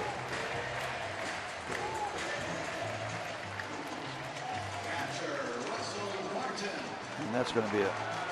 Don Mattingly's seen enough. He's going to get him and replace him with Brandon League. Chris Perez got 1 out and walked the next 4 men. Leaves the bases loaded. Russell Martin will be coming up to face Brandon League when we come back to PNC Park.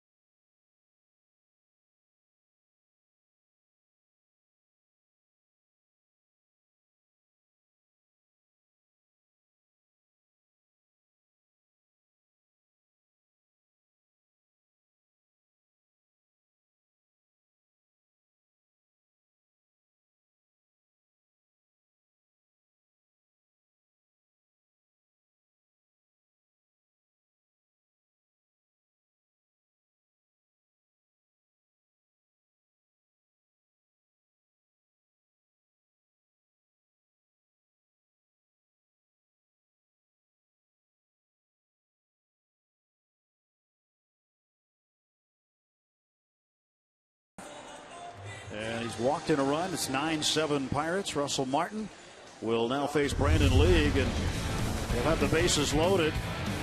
His first grand slam came against the Pirates off Phil DeMatre, April 21st, 2007 at Dodger Stadium in the 10th inning. He's got 4 in his career, and Martin cleared the bases and won the game for the Dodgers that night. And he can blow this one wide open. He can take advantage of Brandon League here tonight.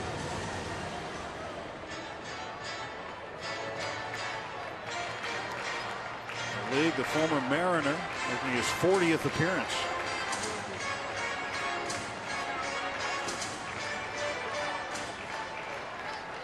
Russell Martin tonight has a hit. He's been hit by a pitch twice and struck out. So 1 for 2 for Russ. 1 out.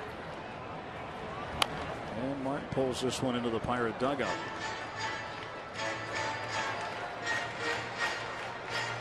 This year 2 for 8 with the bases loaded. And 9 runs batted in.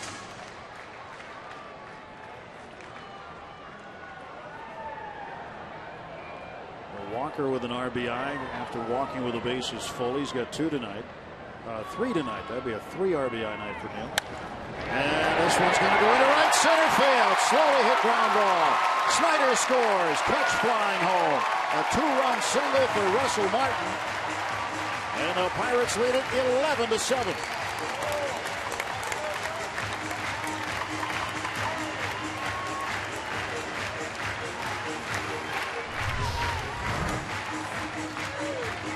Slicing it the other way out of the reach of D. Gordon. Everybody having to go on the ground. An easy deuce.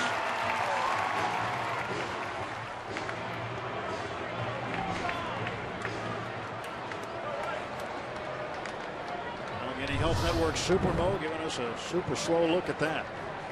Now it's Ike Davis. Davis with a couple of hits, one of them a home run.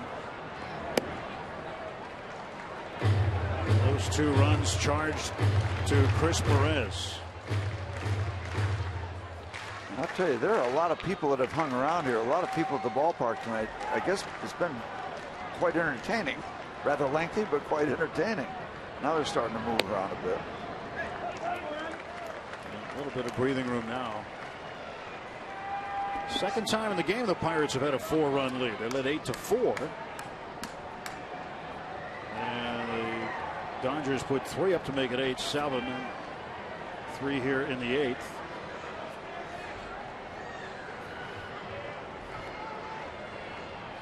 To Davis. And a bouncer into right field. And here comes Russell Martin. Now Neil Walker will score. Martin with a second. And it's now 12-7. RBI single for Ike Davis.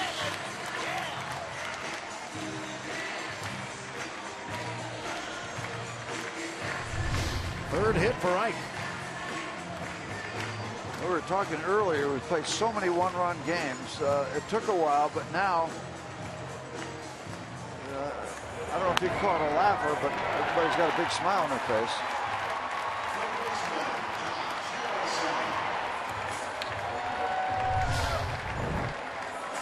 So that will close the book on Perez, who will get charged for 4 runs.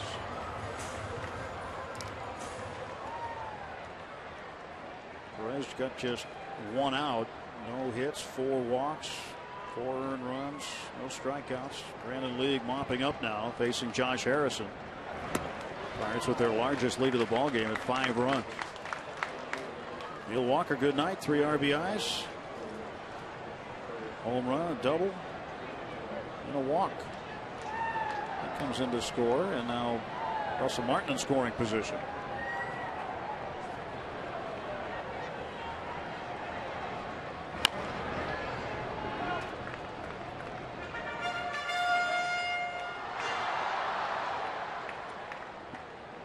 Pretty good crowd tonight at PNC Park, better than 30,000. 30,629 on this Tuesday night. I'll tell you, between last homestand and this homestand, there have been a lot of people coming over the bridge or coming from all directions.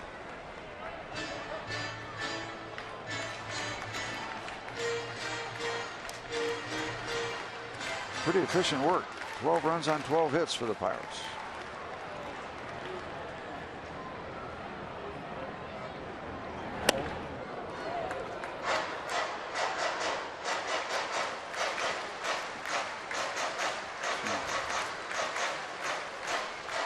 Folks heading out. A lot of folks wearing the color blue heading across that bridge. Now Ernesto Frieri's back up. And Harrison goes down on strikes.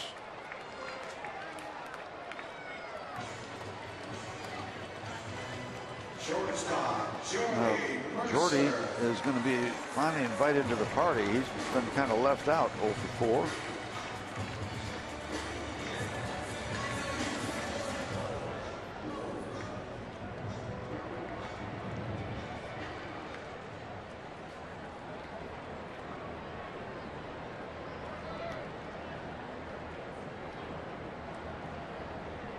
Jordy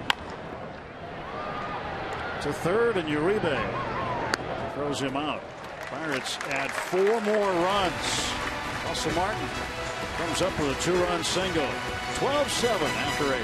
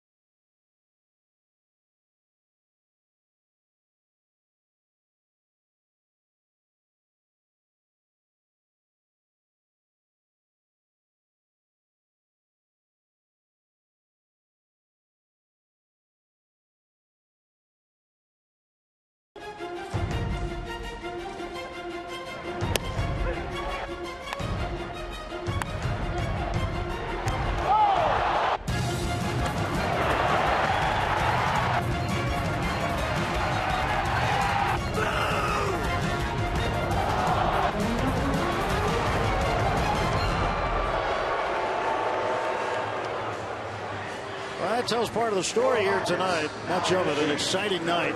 Tensions were high for a while, and that is going to set things up nicely for a rubber match tomorrow night. Make sure you tune in for that right here on Root Sports. Also, 7:05, Dan Herron pitching for the Dodgers. Francisco Liriano for the Pirates. That goes up 12-7. Mark Melanson, who was up in the bullpen, now no longer a safe situation. So Ernesto Frieri will come in trying to get 3 outs and get the Pirates their 53rd win. Can't forget about you saying this is game number 100. Yeah. Where did they go? 100 tonight.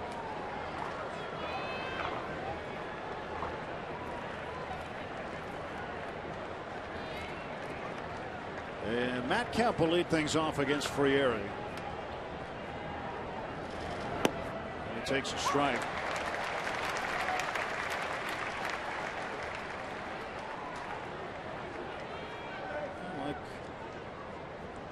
Unlike last night, there's been some ground balls hit tonight. Dodgers have hit 9 ground balls, 7 for outs.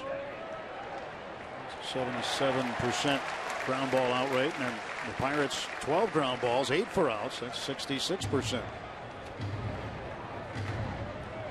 Look ahead to tomorrow. Would Hanley Ramirez and Yasiel Puig be in the lineup tomorrow? They've sat out the first 2 games.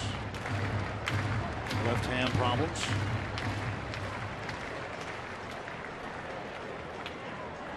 Puig is quite a player. Kemp fouls it back. He's got his left thumb wrap still. Well, those are tough areas when you're trying to swing a bat, and when the impact and the vibration of the bat against the area of the hand doesn't have much padding. 0-2 coming from Frieri to Matt Kemp. Got him. Ernesto Frieri sits down Kemp. There is 1 out of the Dodger ninth.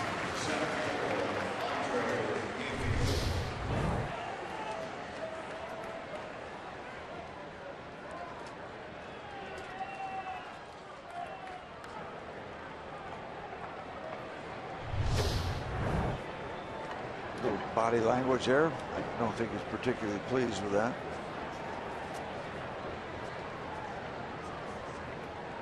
Andre Ethier will swing and pop this one up. Josh Harrison settling under it. And the Pirates are an out away from taking game 2.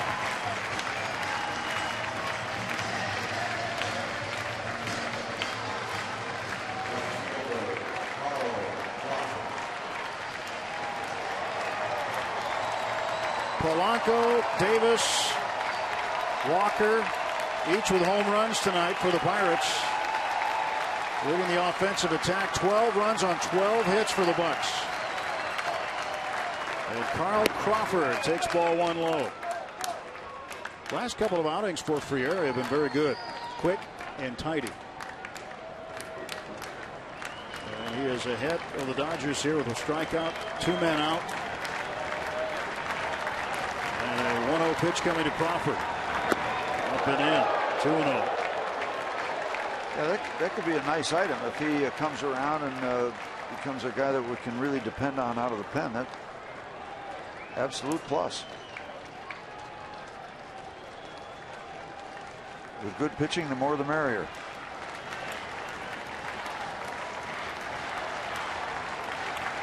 Two ball, no strike pitch. That's 3-0.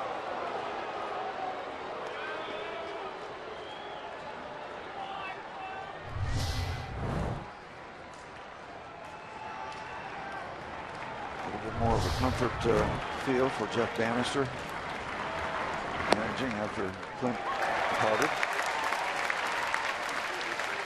Probably feeling a little better now. I would hope it was so. 8-7.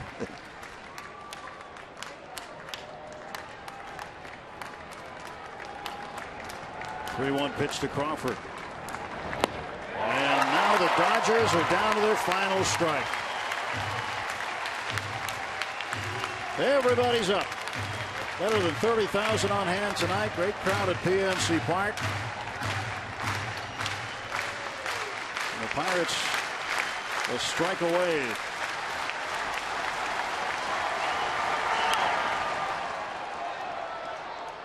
Time for another souvenir.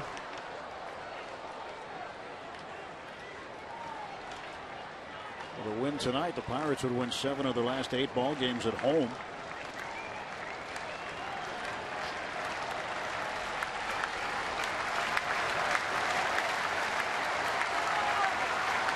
There's the 3-2. And he walked him. Well, Frieri gives Crawford the free pass. And now he'll have to get Juan Uribe to end it. Third baseman, Juan Uribe.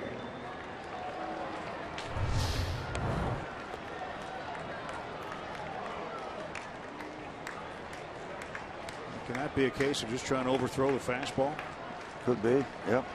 Trying to end it. There goes the runner, and Uribe pops up the first pitch to right field. Gregory Polanco misjudged it at first. He comes in, makes the catch, and the ball game's over. The Pirates even up the series at a game apiece. Neil Walker, big night, 3 RBIs and a home run. Ike Davis, 3 hits and a home run. Gregory Polanco, 3 RBIs and a home run. 2 hits for El Cafe tonight. Like I said, you have to outpitch the Dodgers. Or out-hit them. Or out-hit them. Yeah, one of those wild and wacky nights. Out of offense, nothing really determined until the Pirates put up that big number in the bottom of the 8th inning. So good to get the bats going. Good to see the home runs going over the fence. And good to see Worley get the win. Jeff Bannister gets the congratulations after Clint Hurdle was ejected earlier in the game. So the Buccos get a win, number 53 on the year. We'll send you downstairs right now. Rob King and John Wayner are standing by, guys. Tim, thanks very much, and nice to see a lot of offensive contributions, John, including from Ike Davis, who's always been, throughout the course of his career, a much better second-half hitter than a first-half hitter for whatever reason, and he came out and made a statement here to begin the second half of the season for him.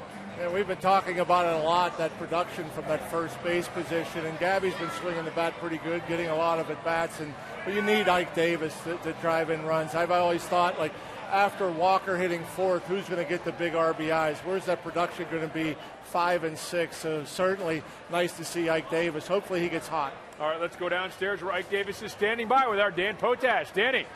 All right, guys, thank you, and welcome back to Kennywood, because that was one heck of a ride for the Pittsburgh Pirates this evening. And Ike, you're in the field, you're at the plate. No 2-run lead was safe. So what's going through your mind as it keeps going back and forth and you're trying to hold on to the lead that you just gained? It was tough. They kept battling, and we kept battling, and I'm glad we got those 4 runs in the 8th because we really needed them for sure. 3 hits for you tonight. It's the 3rd time you've had at least 3 hits in a game this season as a Pittsburgh Pirate, but there's been so much talk about what you do in the second half. We asked Clint Hurdle about that earlier today. He said there was a little adjustment made in the batting cage. You talked about a couple things. Did it work? You feeling a little bit better? I don't know. I usually just play better in the second half. It takes me a while to find a rhythm, but hopefully I can continue having a good half and help this team win. This is a pretty good test for you guys, not only in the standings overall against the Dodgers, but they're the best road team. You have the best record at home. Series is tied 1-1 going into tomorrow. Kind of a nice little stage being set up here. Oh, yeah, it's going to be a battle tomorrow for sure. They're a great team and good pitching, great hitting, and we're pretty good ourselves, so it's going to be a fun one. Was it difficult to kind of keep your heads there and stay cool when things got a little emotional? Yeah, I mean, that's baseball. You just got to keep your emotions under control and take care of the job that you have to do. Glad you play better in the second half. Look forward to more of it. Thanks a lot. Appreciate it. Guys, it's all yours. All right, Dan and Ike, thanks very much. And not only the Ike Davis hitting at the plate, but also Gregory Polanco to that leadoff spot.